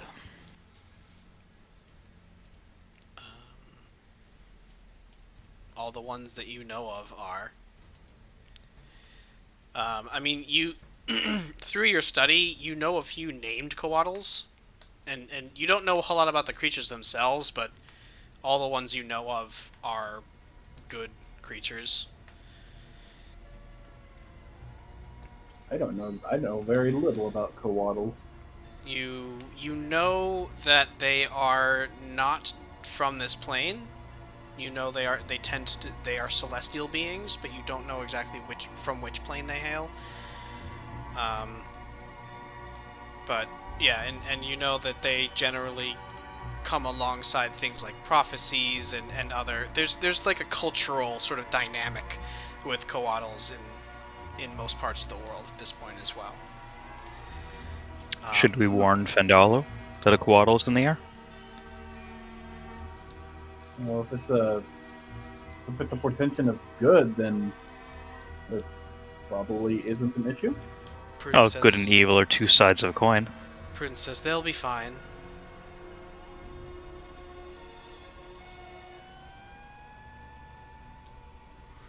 This is one of those, like, you know of them just from your research and from your studies, but you obviously, until now, you've never seen one, and you haven't known anyone who's seen one either.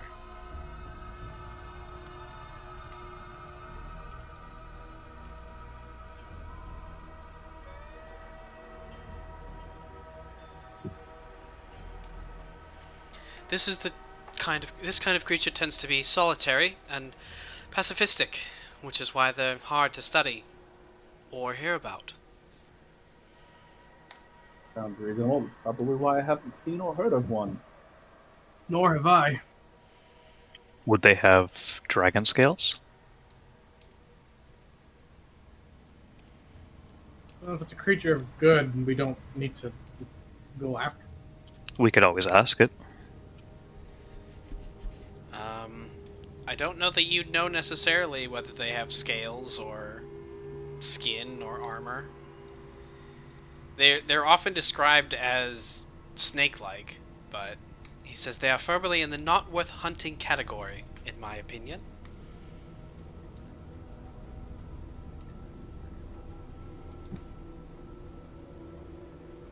So you guys finish packing up your camp and begin to resume your journey on down toward Darnec to the south. Finally, a year later, we return to the source. Yes, and a year, real time. I think 4 months game time. You returning back to Darnec. It's been And 4 as months you- game time? Dang. Less than that. Probably 3 months. I think 3 months or so. I'd have to double check. Hard to get a feel for game time. But Hope I didn't keep her waiting too long. so you crest over the hill. As you recall, the last time you came to Darnec, it's sort of down a bit low in a valley, and you see Lake Darnec on the other side of it from you. And as you approach the sort of small village, there's only a couple of buildings. There's the one center, and then the one dock, and the one tavern, familiar to most of you. You make your way into the small village, and nobody seems to pay you much mind as you get into the sort of what I guess you could consider to be the town limits. But eventually, as you're getting toward the center of town, where there's like that little circle with the pillar in the center of town that sort of marks the center of the town, you see coming out of his house at the end of the one road, the one side road, I believe it was like a column. It's not exactly a statue, but it's more of just like a column that's standing Like an in the obelisk? center. Kind of. It's literally like, what is the word? I'm blanking on the word. But it's like a Greco-Roman column that with like a flare at the top and just flat, but there's nothing on it. I guess if ionic is the right word, it has that sort of flare to it.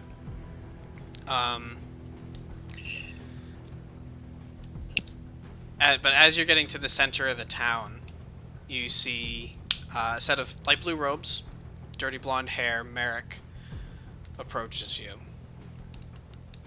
and he kind of gives you all a wave and says, "Hello, welcome back.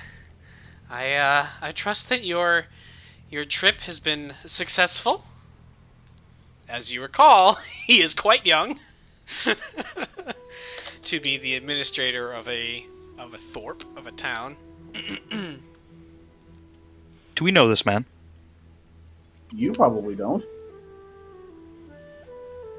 But this is Merrick, the mayor of Darnec, forced into a position at a very young age. Merrick Clearwaters. I'm the administrator of Darnec, and you are? My name is Hoyd. It's a pleasure to meet you. Hoyd, it is good to meet you as well. Traveling with such esteemed companions. Well, what brings you back to our humble little town? You can see, he was, last time you guys were here, he was a little bit more serious. He seems to be in much higher spirits this time around. Prudence is typing the thing. I will wait. Yeah, he's got that crime money now. Yeah. If you look closely, you can see a little bit of white on his upper lip there. Y'all got any more of that diamond dust? Yeah. So that's what it's doing. Oh no. In exchange for fixing the curse, Boyd now has a cocaine addiction. I do. So that's what this is. My fighter in one of the other campaigns has he has a lot of potions of speed with him. Oh no! And hey, when you're a fighter, man, that extra attack, that bonus to movement, holy moly! Yeah. Anyway, do you guys answer his question? I shall have to look into this potion of speed. Yes. I kind of zoned out. What was happening? What? We're back to Darnec. We're at Darnec and we just ran into Merrick. Clearwater's the administrator, not Merrick Dynal, the bartender. Who was Merrick? The bartender? So there's Merrick Clearwaters, who's the administrator of the town. He's sort of young, blue robes, blonde hair. And then there's Merrick Dynal, who's the bartender of the one bar. But this is Clearwaters. Yes, there are two Merrick. Well, we have returned to see to an errand that someone had given us some time ago, and we're here to see it to completion. Well, excellent. And he nods. Excuse me. He nods to Shigun, and well, if there's anything that we can do, feel free to stop by. He kind of gestures back to where his house is. And yeah. Well, I guess. And he kind of. Excuse me. Goodness. Without really finishing the thought, he just kind of backs up back to his house and goes back inside. He just slides back up in the fucking deal with it mode. Pretty much. He T-poses for dramatic effect. I mean, he is young. Yeah. You gotta be hip. You hear from inside, I yeeted that. No, you... so you continue on, and you know, from the last time you were here, Larasa's home is just right off the center of town. Oh right, I forgot she does have a home here. That would make sense. And but she met you in a shack, which the shack is still there for some reason. Which actually, do I have the? I don't know if I even still have the map immediately nearby. I'm sure I do somewhere, but anyway, you sort of make your way over to the residence. It's a small one-story building. You knock on the door. At first, there's no response. Oh no, did I lose the map? That's a shame. Anyway, at first there's no response. You knock on again, and from inside you hear some shuffling, and eventually the door opens up, and you see Larasa there. She's seen better days. Her hair's a bit of a mess. You can see sort of like deep-set bags under her eyes. She kind of looks up at all of you. Oh, yes, thank you. Here, are you all right? It's been a long... I'm okay. Come in. And she sort of opens the door and waves you all in. And the space isn't incredibly large, but you can see there's a bit of space available for you. And you haven't actually been inside her home before, so you see to one side there's a desk that's covered in papers and books and scrolls and all kinds of literature. You can see there's next to the desk there's just a pile of books as well. Just off of one, there's like a shelf off to one side. You can see there's a number of little what's the word I'm looking for? Like apothecary stuff, like mortar and pestle. You see some grinding materials, things like that. Prudence, as you walk in, you sort of casually walk a little bit closer to the desk, and remind me what languages you know. Just sort of taking a casual glance down.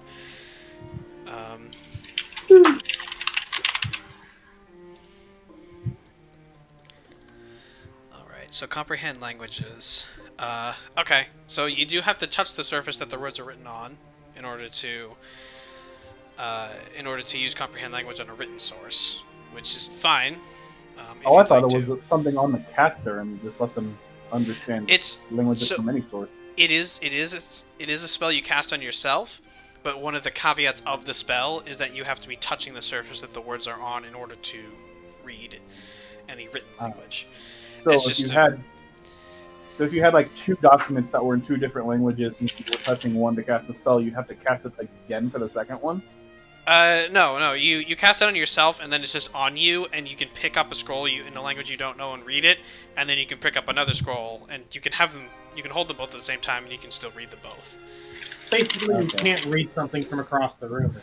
Right, you have to be touching it. You can't cast a spell and read a sign. Angry Braille. I see you kept yourself busy, Larasa. Yes, well, she kind of rubs one eye. Things have been a bit of a mess. Some folks rolled through, and as she sort of, is anyone staying with the cart, or are you tying the cart off, or whatever? I can hang back with the cart. Okay, so you hold outside and just watch the cart.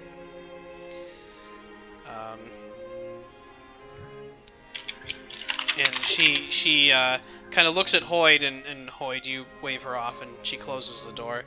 She says, "Well, Merrick is insane." He seemed a bit high-strung, but in good spirits. Yeah. Yes. What? Well, so there were some individuals came back to Darnec who had been sent to Hestmark. You witnessed a prisoner transfer the first time you were here.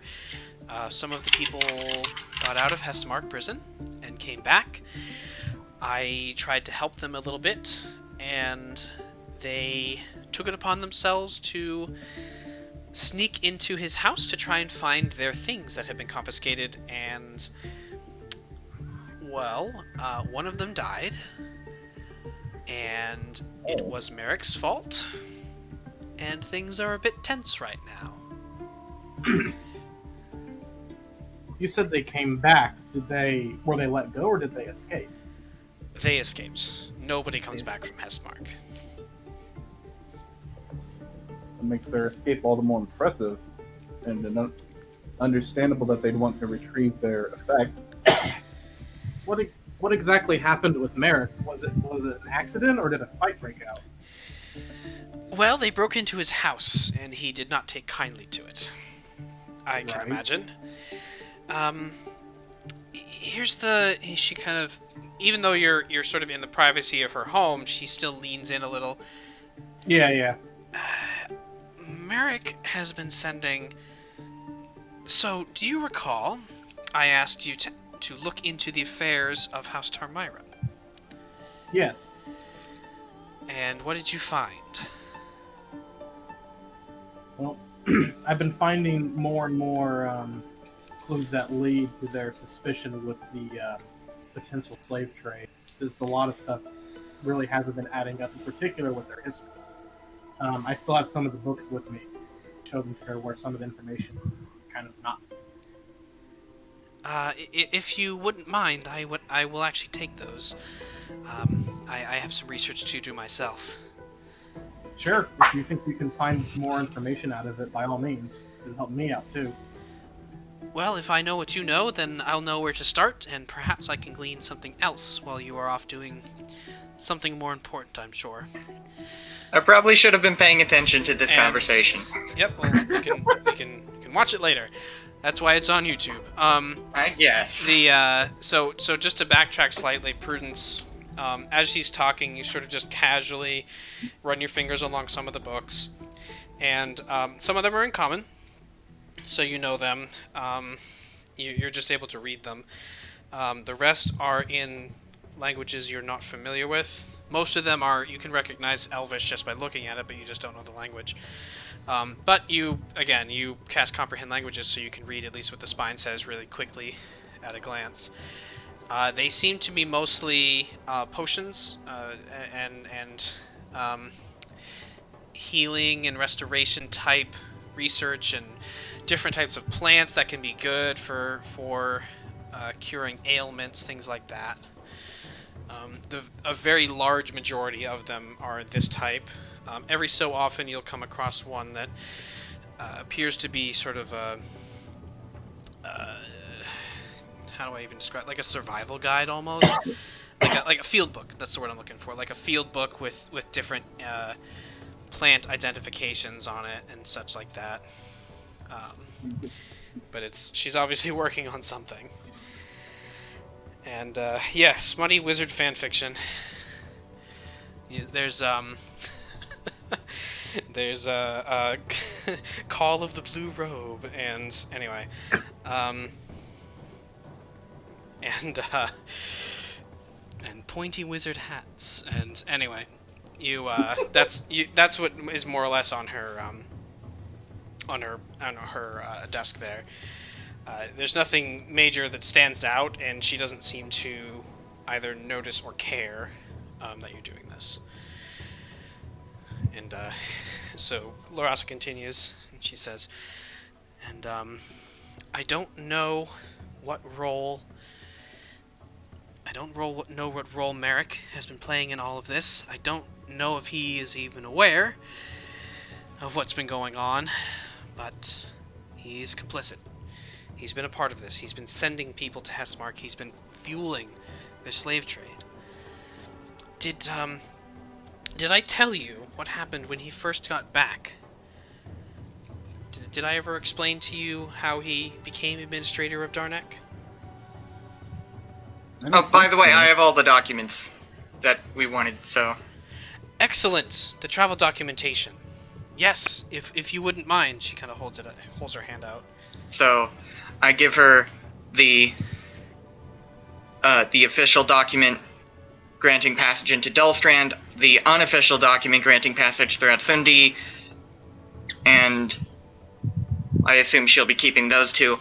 And yes, I also give her like the couple books that I have about like House Tarmyran. Okay, so you hand her more books on House Tarmyran as well. She accepts all of these. And she says, "Thank you." The ones that I have are on House Tarmyran and the Kingdom of Dullstrand, and Houses of the Great Kingdom. I believe Houses had... That was one with the side notes, right? The margin Yeah, notes. I believe Houses was the one with the, Oh, it was like it was a gnomish, wasn't it? Like those weird messages. Yeah, there was no scribbling on the Right. margin. Yeah, the margin notes. Yeah. Yeah, I assume Houses has the margin notes, and the other book is the old version from before the war that has more information. Yep, the Great House, the Great Kingdom, because the Great Kingdom doesn't exist anymore. So, yeah, okay. So you hand those both to her. A lot of the information seems to have been changed after the war. Yes, well, a lot of things changed after the war. If you can't read Gnomish, I can translate it for you. When I say things have changed, I mean, well, they say that the victors get to rewrite history. Well, in this case, we're the victors, so what does that say? Well, I appreciate the offer, but I have my ways of translating text. That's okay. Well, before I go too much further, remind me, please, to get back to what I was saying, but I will provide you some sort of reward for your services. She kind of like looks around, takes a quick glance around, and gets up and she walks over into... So there's this doorway that leads into the back room, and she goes through the doorway there. There's a second, and she comes back out, and she has a small pouch. She says, I don't have a whole lot right now, but I can give you this, what we have for now.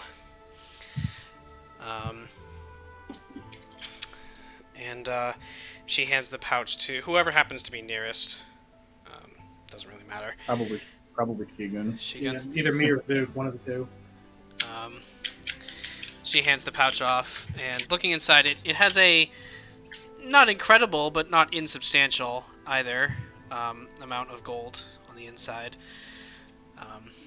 She says that should cover most of what your expenses were, I believe. I can't speak to what else your journey brought to you. I've heard some rather interesting things coming out of Pitchfield, but yeah, a few things did happen, but I think our journey more than repaid the difficulties, and to be honest, I'm invested now. We ended up a lot further than we expected on our journey. Yes, well, I'm glad that you. Namely, Bitchfield, yeah. Yeah. Yes, Bitchfield. Pitchfield. Yes, well, I'm glad that you're taking care of yourselves very well. All right, so Hoyd, you get bored and you wander in. You find a post to tie the horses off on, so that right directly across from Larassa's home, there's actually the singular tavern. And in front of that, there are posts for hitching horses and so on. And you tie the horses and the cart to that. And as you do that, Prudence, you quickly walk outside and cast Tiny Hut. I would say the majority of the cart fits inside the hut, but like you can see some of it sticking out. But like, you know, enough to know that there's a cart inside, but not enough so that anything inside the cart is actually vulnerable. You know. So it's like the corners are sticking out. Right. It's like clipping. It's like clipping on a sphere that's slightly too small, basically. And in order to fit most of the cart, the horses are outside of it. Not that it makes much difference, but just as a sort of descriptor there. Coming back in, Larassa is continuing her explanation. She says, well, Merrick actually left for some time. There was some sort of argument that he had with his parents. Now, his father was the previous administrator of Darnec. And there was some disagreement or other, and he was thrown out. His parents cast him out, told him not to return until he'd figured something out. I don't remember. This was a few years ago. And when he came back, he was a changed man. He said he'd been blessed by Fultus. He'd been sent to right the injustices and make sure everyone was following the laws as passed down by the king. Which, well, he found out his parents, with my assistance, were helping some of the prisoners escape rather than go to Darnec. They were diverted elsewhere. He didn't take kindly to that. You say prisoners escaped and diverted elsewhere? As I write all this down. Yes. His parents... I would help some of the prisoners escape and not have to go to Hesper prison. Particularly those that we were fairly familiar with and pretty sure they didn't commit treason. Didn't we have a quest to recapture prisoners? I think that was unrelated. Oh, okay. Maybe just coincidence. Dun dun dun. A quest to recapture prisoners? I don't recall that. I think it was on a wanted poster somewhere, or like a bulletin board. Yes, there were wanted posters in Bren. That's right. I mean, you don't have a quest of it, but yeah, you did see those wanted posters. I think I still have them, actually. Oh, do you? I might. Alright, you did take copies of them. Oh yeah, no, sorry, it was in yeah, it was in Bryn. You asked Lindai for copies. I remember that now. Hestmark is a prison. Yes, I'm an idiot. Sorry. Yeah, Hestmark prison. Well, Hestmark is also the county. Right. But the wanted posters you found were in Bryn, which, you know, it's all the same kingdom, so. But anyway, so you, so she continues on with her explanation. She says, when Merrick returned, he discovered that his parents were doing this, and he had them sent to Hestmark and took over as the administrator. He said that we were not following the law, that we were doing a disservice to the kingdom. Doesn't sound like a very nice man. Well, his father, bless his heart, chose not to reveal my involvement. But they had their suspicions on House Tarmyran. That's why they were letting prisoners go. And before they left, they told me to continue their work after they'd gone.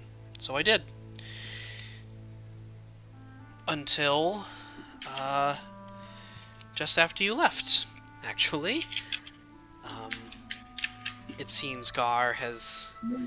You remember Gar being her brother. It seems Gar has, taken ill. And I'm sure you've noticed, she gestures over to the books, I'm trying to find a way to help him. But so far, nothing. But that is how Merrick became the administrator. He sent his parents to prison. I'm sure... If there's anything... Go ahead. If there's anything we can do to help you with the cause, or to help with your brother, then do not hesitate to let us know. Well, you're helping plenty, as it is, trust me. I'm sure Merrick believes that what he's doing is good. But following laws with such rigidity, without thinking about what their intent is and what their purpose, but just simply saying, these people have been convicted of crimes, therefore they are bad people. He doesn't understand. She, like, sort of, as she's been talking... Who would do such a thing? Her voice has been getting higher and higher, and she sort of, like, lowers, like, realizes her volume and hushes herself and says, he doesn't seem to realize that not every court is fair and not every law is just. But that's what Foltest told him to do. Foltest told him to enforce the laws that Sundi was sliding into chaos. Sorry, who is Voltus? Foltest. Let me type it for you. I'm sorry, the first time you said that, I thought you said cultist, and I'm like, oh, good, they're back. Foltest. I thought he said Voltus. So you did meet Gar. He was in the bar with you. He was in the bar with Larasa. Yeah, so Foltest, you would, Rurik, you would vaguely recall Foltest. Foltest is a lesser deity, good, but lawful good, and lawful to a fault. As in, doesn't get along with other good deities because they're not lawful enough. That's sort of Foltest's deal. But that's basically all you know about Foltest, because there's not really a whole lot of... Besides knowing that they exist, there's not really a whole lot of use for you to know a lot about their dogma, per se. Because they're not the one you worship. Did you say that, or did Larasa say that Foltest was... Like, what was Merrick's relationship to Foltest? He said that Foltest came and spoke to him, and told him to return to Darnec.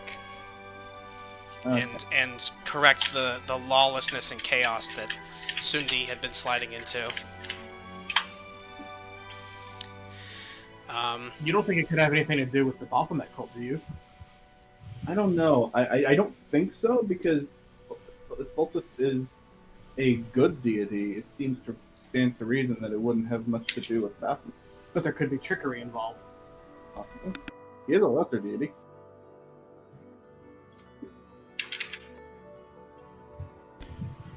I'm sorry, did you say cult of Baphomet?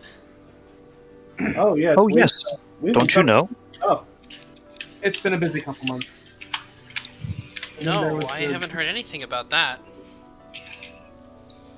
I don't think. One's been starting to pop up in multiple different towns around the north of Sundi. Yes, the north of Sundi. Yeah. Had to look at the map for a second. They've probably not made their way this far south, but we've succeeded in busting a number of their operations. Oh. What were they trying to do? That number is, I think, 2. Do you know what they were trying to do? Or did anyone... That's... Baphomet. I haven't heard that name in a long time. Whatever they were trying to do, it involved summoning demons and draining people of their life essence, leaving them as stone husks. Interesting. I believe one of the cult leaders by the name of Sedman. She cuts you off. Stone husks? Yeah, like they turned to stone, but like it's not. I mean, I'm not the expert on this. I just heard this from other people, but like I think it's like not normal petrification. It's just like their something magic is like gone, and so they're turned to stone, and so you can't like depetrify them as easily. You see her. But her they're expression, statues. As you're talking, her expression kind of drops, and she sort of zones into the middle distance for a moment, and then comes back to you and looks at all of you and says, "You'll want to see this then." And she gets up and she opens the back door, and the door into the back room. Oh boy. As you make your way in, you see Gar, her half brother, lying there on the bed, and Rurik, you instantly recognize. First of all, he's breathing, he's alive, but he's unconscious, and you see creeping up from his chest area up his neck is the sort of stony appearance of the curse that you've seen in your village. You can see he's covered in a blanket, but you see one of his hands is out and it's completely turned to stone. Sure, that's the same. It is. That's what I've been trying to find out. That's what I've been looking for in all these books, and I've been researching ways of countering it. I slayed a basilisk for this to try and make a potion, and it just didn't work. I don't know. Didn't you say this was permanent? I don't have any. I'm not yet. There is much about this that I don't know after having learned the origin of this being a curse. So I'm trying to find out more on my own as well. As you mentioned, it is a curse that has afflicted pretty much all of Rurik's home village, from which he had to flee. As you mentioned permanence, Hoyd, you see Laras's expression turns from sadness into shock, and she just shakes her head and says, "Don't say that. Don't say that." Hoyd, if you make this tense situation worse, I will take you out back. Oh no. Oh no. I use the curse. I use the term curse lightly. It's more of a side effect of a ritual favored by demons to relieve a person of their soul, to enhance their own strength. But I see. That is the effect of it. Although I'm not yet certain what is the partial effect of this this ritual. So it's a work in progress here. Possibly, it may well be that something has supped upon his soul and is doing so gradually. Larasa, does Merrick know about this? About your brother? I don't trust Merrick. No. I take that as a no. He believes Gar to be sick. He doesn't know the extent. Okay, I understand. He has offered to see if Foltus's light could heal him. But No, I wouldn't trust him. I would refuse any aid that he offers you for right now. And, forgive me for speaking on your behalf, Rurik, but I don't believe Palor's light has done much either. In this case. Well, he saved me, but, Well, the rest of that's fair. But, I'm not sure what, upon his whim, he has declined to render such aid to others. Perhaps it is his whim that I figure this out for myself in order that I can rid the world of this curse. I think a lot of our threads have woven their way to this single individual point. I think a lot of this is more connected to my life. Not to interrupt, I'm sorry, I don't actually recall. Did you guys talk to Hazendel about House Tarmyran? That's right. No, you spoke to Hazendel and you spoke to, Ikens about it. Yeah. And they said that they would begin to investigate into any possible corruption. The king mentioned that he knew that they ran the prisons. Right. He was not aware of any foul play. But Right. he did know that Tarmyran were the people that ran the prisons in this part of Sunday. He just doesn't know if they are or are not up to good. So, like, we should probably mention that, like, we got that investigation happening. I'm starting to believe that the entire point of the corruption of Tarmyran and their involvement with the prisons are to supply bodies for this ritual, and it may be aligned with the demons performing it. So what this means is Merrick is basically a pawn for all of this. Potentially. Most likely an unwitting one. Considering his age, that's very possible, but we should be very... Oh, textbook unwitting pawn, yes. Don't ask. The definition of the plot thickens.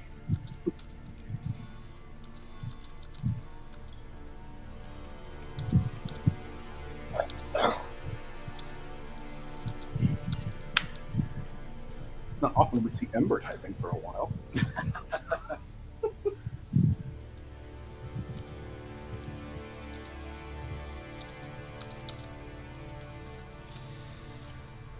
Oh, I thought you guys were gonna keep going on, so I was just doing a response to sending to to you're fine. Prudence.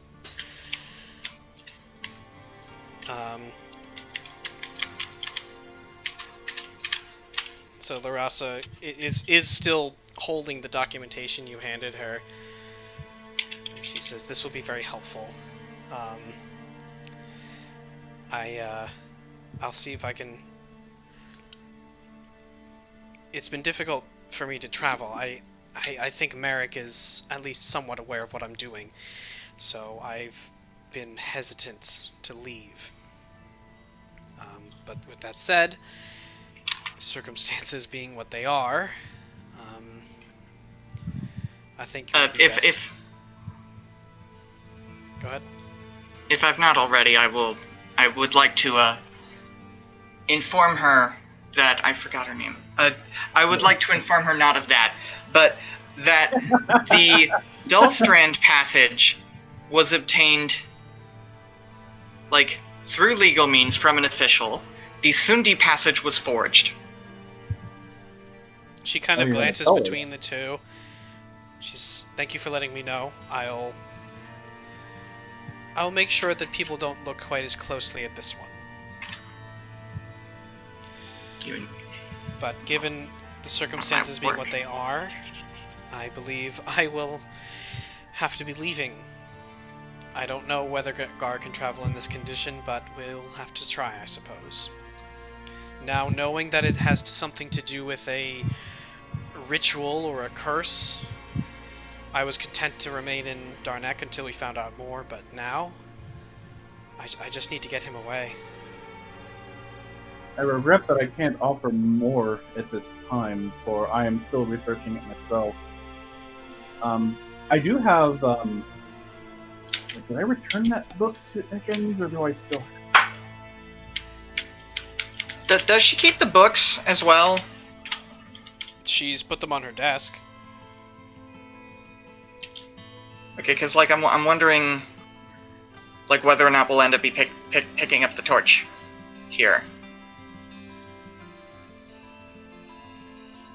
Oh, I do have something I can possibly try. Oh yes, actually, Prudence said what I was about to do.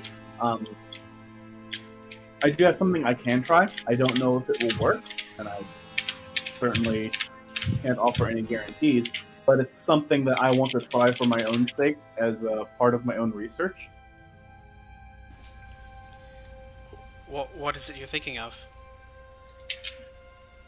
It's an expensive experiment, and I've already paid for the cost. I wish to have a bit of divine magic upon him. A spell that will hopefully restore him to his former self, ideally. It is a rather potent spell, but I have no idea if it will be potent enough, or if it will even have any efficacy on this affliction at all. Okay, I mean, if you're willing, anything to help. I acquired the means to do this for this specific reason. Although I'm using it a bit earlier than I expected I would be.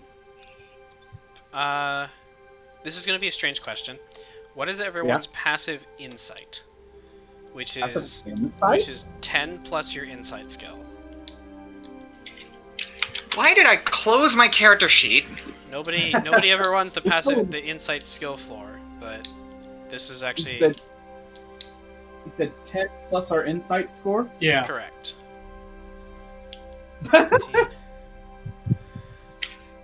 One thing you do... Okay, Rurik. One thing you do pick up on, as Prudence is putting the soul jar into the bag of holding, as it's in view, you see her kind of glance quickly across it, and her eyes widen just slightly, but she doesn't address it, but she does take notice of the soul jar as it's being put away.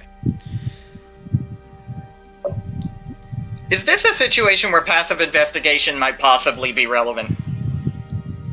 In this case, it would be only Rurik who notices, and investigation not so much. This is an insight thing. Okay, because I'm really hoping eventually I run into somewhere where passive investigation is actually important. Passive investigation sounds like an oxymoron. Well, it's a thing I have. I have +5 to that. Yeah, it's. I can go into detail about that later. But yeah, at the moment, Rurik, you're the only one that sees this. But as you offer, she directs her attention back to you, and she says, "Anything that can help him." I don't know how I'd be able to repay you, but I can try. I'm not looking for any sort of repayment. This is a personal matter for me, as this is something that has affected my entire village, and I seek to alleviate everyone I can from this particular affliction. It's also clear you've been through enough, so we won't ask for any payment. Remind me, Ember, using a scroll of a spell that's a higher level than what you can cast currently, how does that work again? You have to make a spell check, a spell casting check, which is you roll a d20, add your spell casting modifier, which in this case is wisdom, so +4, and then that has to beat 10 plus the level of spell you're trying to cast. Greater Restoration is 15th level, so you have to beat 15. 15. Is that something I could use a portent on? Let me double check the specific wording of portent. because Any my attack roll, passive saving was- throw, or ability check. So this is an ability. This would be considered an ability check. So yes. Okay. Yeah. So yeah, I can guarantee that because my wisdom is +5. Or yeah, +5. If Wait. So how do you have an 18 in insight? Isn't insight wisdom? yes. Oh no, because you have proficiency. I just did the math wrong. Sorry. Yes, I have proficiency. I did Yeah, it's +5 +3. I did my math incorrectly. But yes, you can use a portent on that. Okay. Well, with her permission, I'd like to go ahead and prepare the method by however which a spell scroll are used, because it's actually the first time I've used one. Okay. I will use the spell scroll of Greater Restoration and attempt to cast it on Gar, Okay. and I'll use Prudence's Portent for a total of 17. Okay.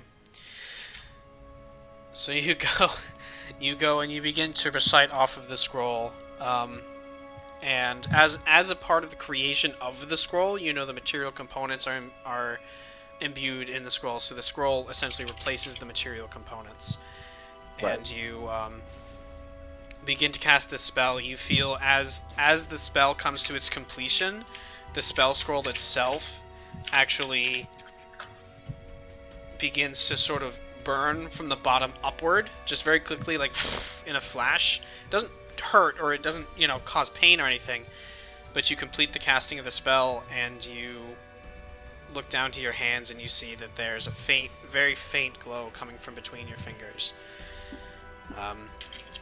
And more or less copying what you saw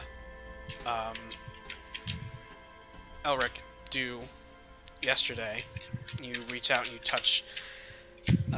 You focus and you direct the magic toward Gar, and you touch him in the center of the forehead with your thumb, and you feel the magic suffuse down into his body. And there's a moment where you with this sort of still tethered to the magic, you feel it suffuse in, and then get sucked away.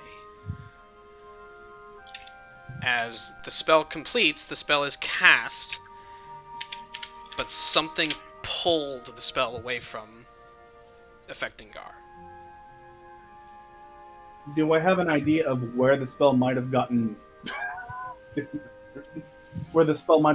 pulled to? Like, is there an obvious source that might have absorbed it? Make a religion check. Make a religion check. I wasn't expecting religion. I was waffling between religion and arcana, but since this is divine magic, this is squarely in the domain of religion. Fair enough. I like how I have an 8 in insight, but like a 4 in religion. Because religion is Oh, whoops! Nope. You missed a D. That was a computation. That was a great roll. Yes, it was. I got practically the same thing. 23. So All right.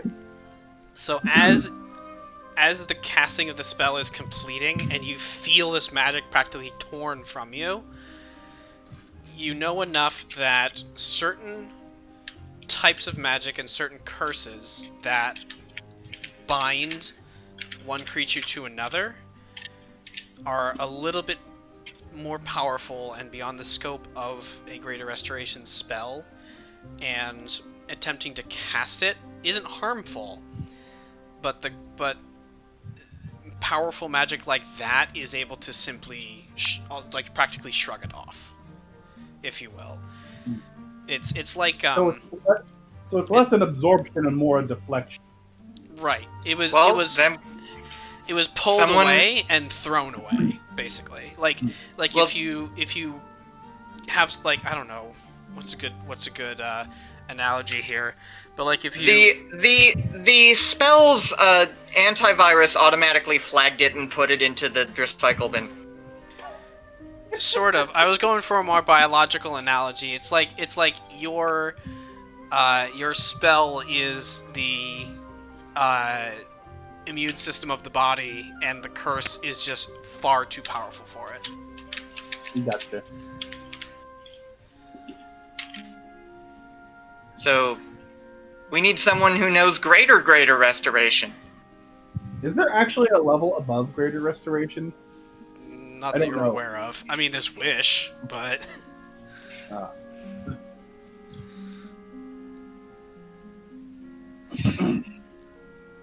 I didn't think so. How much does it cost to commission a wish? Whoa. It's a 9th level spell, so probably up in the range of tens of thousands of gold. So, thousands of plat. So, like, we could barely afford one. All of your money combined right now could not afford one. It's also not something that one would simply commission, as Prudence says. Okay. Yeah, typically speaking, 9th level spells aren't something you could just ask someone to cast for you.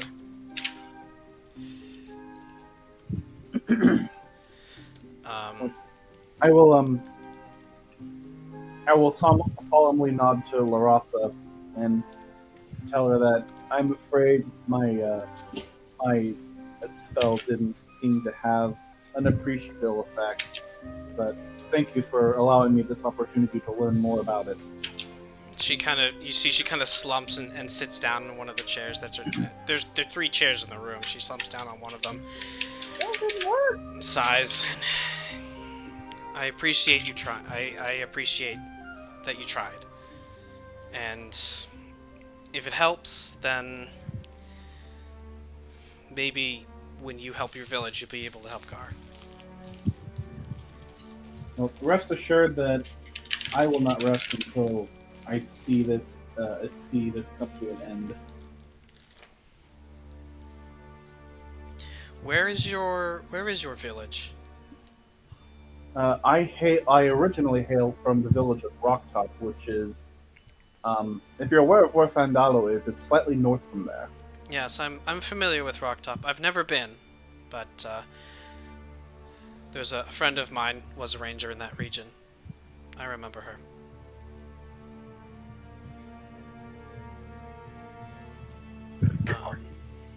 Wow. Wow. You know, this is why people don't like you guys. No, They didn't do anything. Well, I was under the impression we were very well liked. You actually do have a stellar reputation in Cindy right now, so. Your friends keep Discord. So what you're saying is Stop. we're right next to Hoyt hasn't watched all of MLP yet. He doesn't get it. I know who Discord is. Yeah, that's a specific reference to a specific episode. Anyway, they, she, just kind of sits there and slightly deflated. You know, she had hope and it was torn away from her. I do have a question for you, though. For Larasa or for me, the DM? Oh, yes, sorry, for Larasa. Okay. Sorry about that. Do you know anything about an object that, well, I don't know its actual name, but we've been affectionately referring it to as a soul jar. Have you heard of anything that in your research? A soul jar? What does it do? Well, as, Jars souls. It's yes. it's some kind of power vessel that the cultists have been using with their rituals. Yes. Or I guess that the demons have been using, because when they show up, the cultists stop being in control. That's not exactly my area of expertise.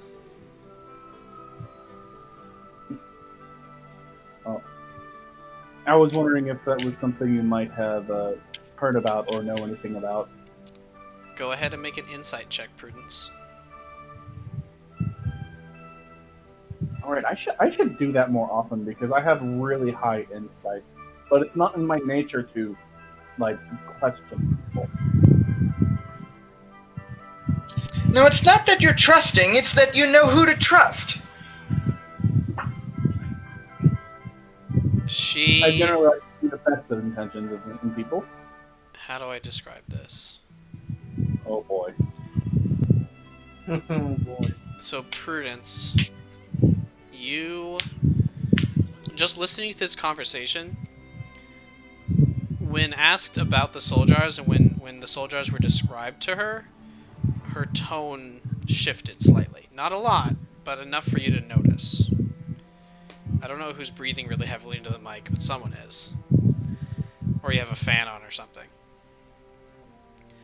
That's probably me, and I do have a fan.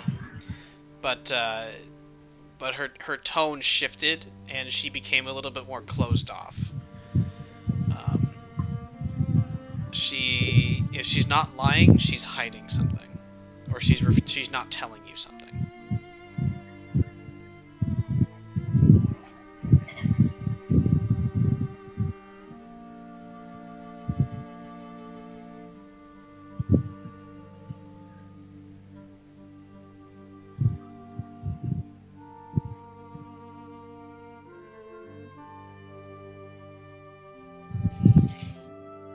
Says, "What are you not telling us?"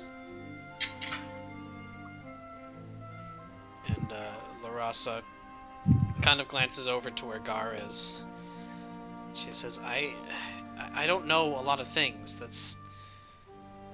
I've told you everything that I understand." Maybe what we understand isn't quite the same as what might be helpful to know.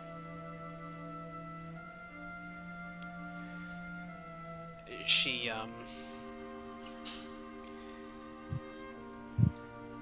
let's see. She just kind of she quickly glances sort of in the direction of where the front room is, and she says, "Why, one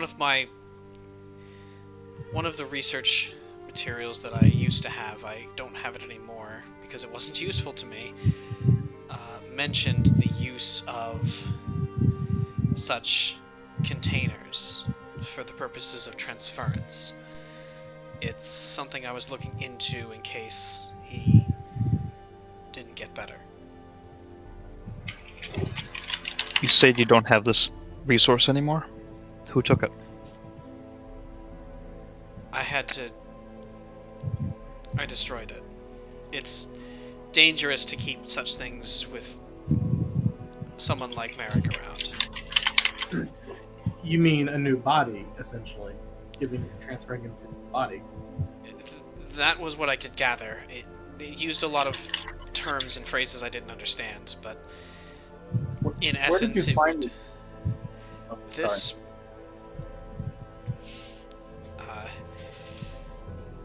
She kind of gives a thin smile as Prudence asks, "Do you remember what it was called? Maybe we could find it again." And she says, I'm not proud of this. The name of the book was The Rituals of the Nine Hells." Ah, that is a tome with which I am most familiar. You are. You see, she the color starts to drain slightly from her face after hearing somebody else knows what this thing is. in like an oh shit, you know what my Google search history is kind of way. I also add that I don't think any less of you for turning to what you did, especially if you ultimately didn't do anything with it due to a lack of thorough understanding, which I don't blame you for. Wait, what happened? I missed it. Okay. She was referencing the same tome that I did to learn about the soul ritual stuff. Oh! Bible. She has the evil Bible. No, she doesn't have the Book of Vile Deeds. Oh god. Oh no. Filthy acts at a reasonable price?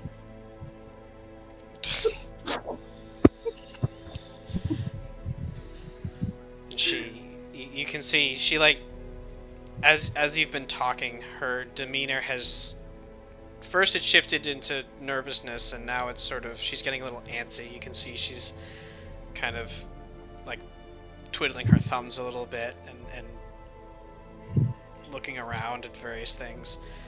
She's, well, I should probably start to prepare. I don't know how well. Yeah, she pulls out her phone and like really nervously starts going through her Twitter feed. She says, I'll have to make preparations if I need to. If I'll have to transport Gar, I'll have to make some more arrangements. I'll have to get a cart. I'll have to. Oh. We have one of those. Yes, but I assume you're using it.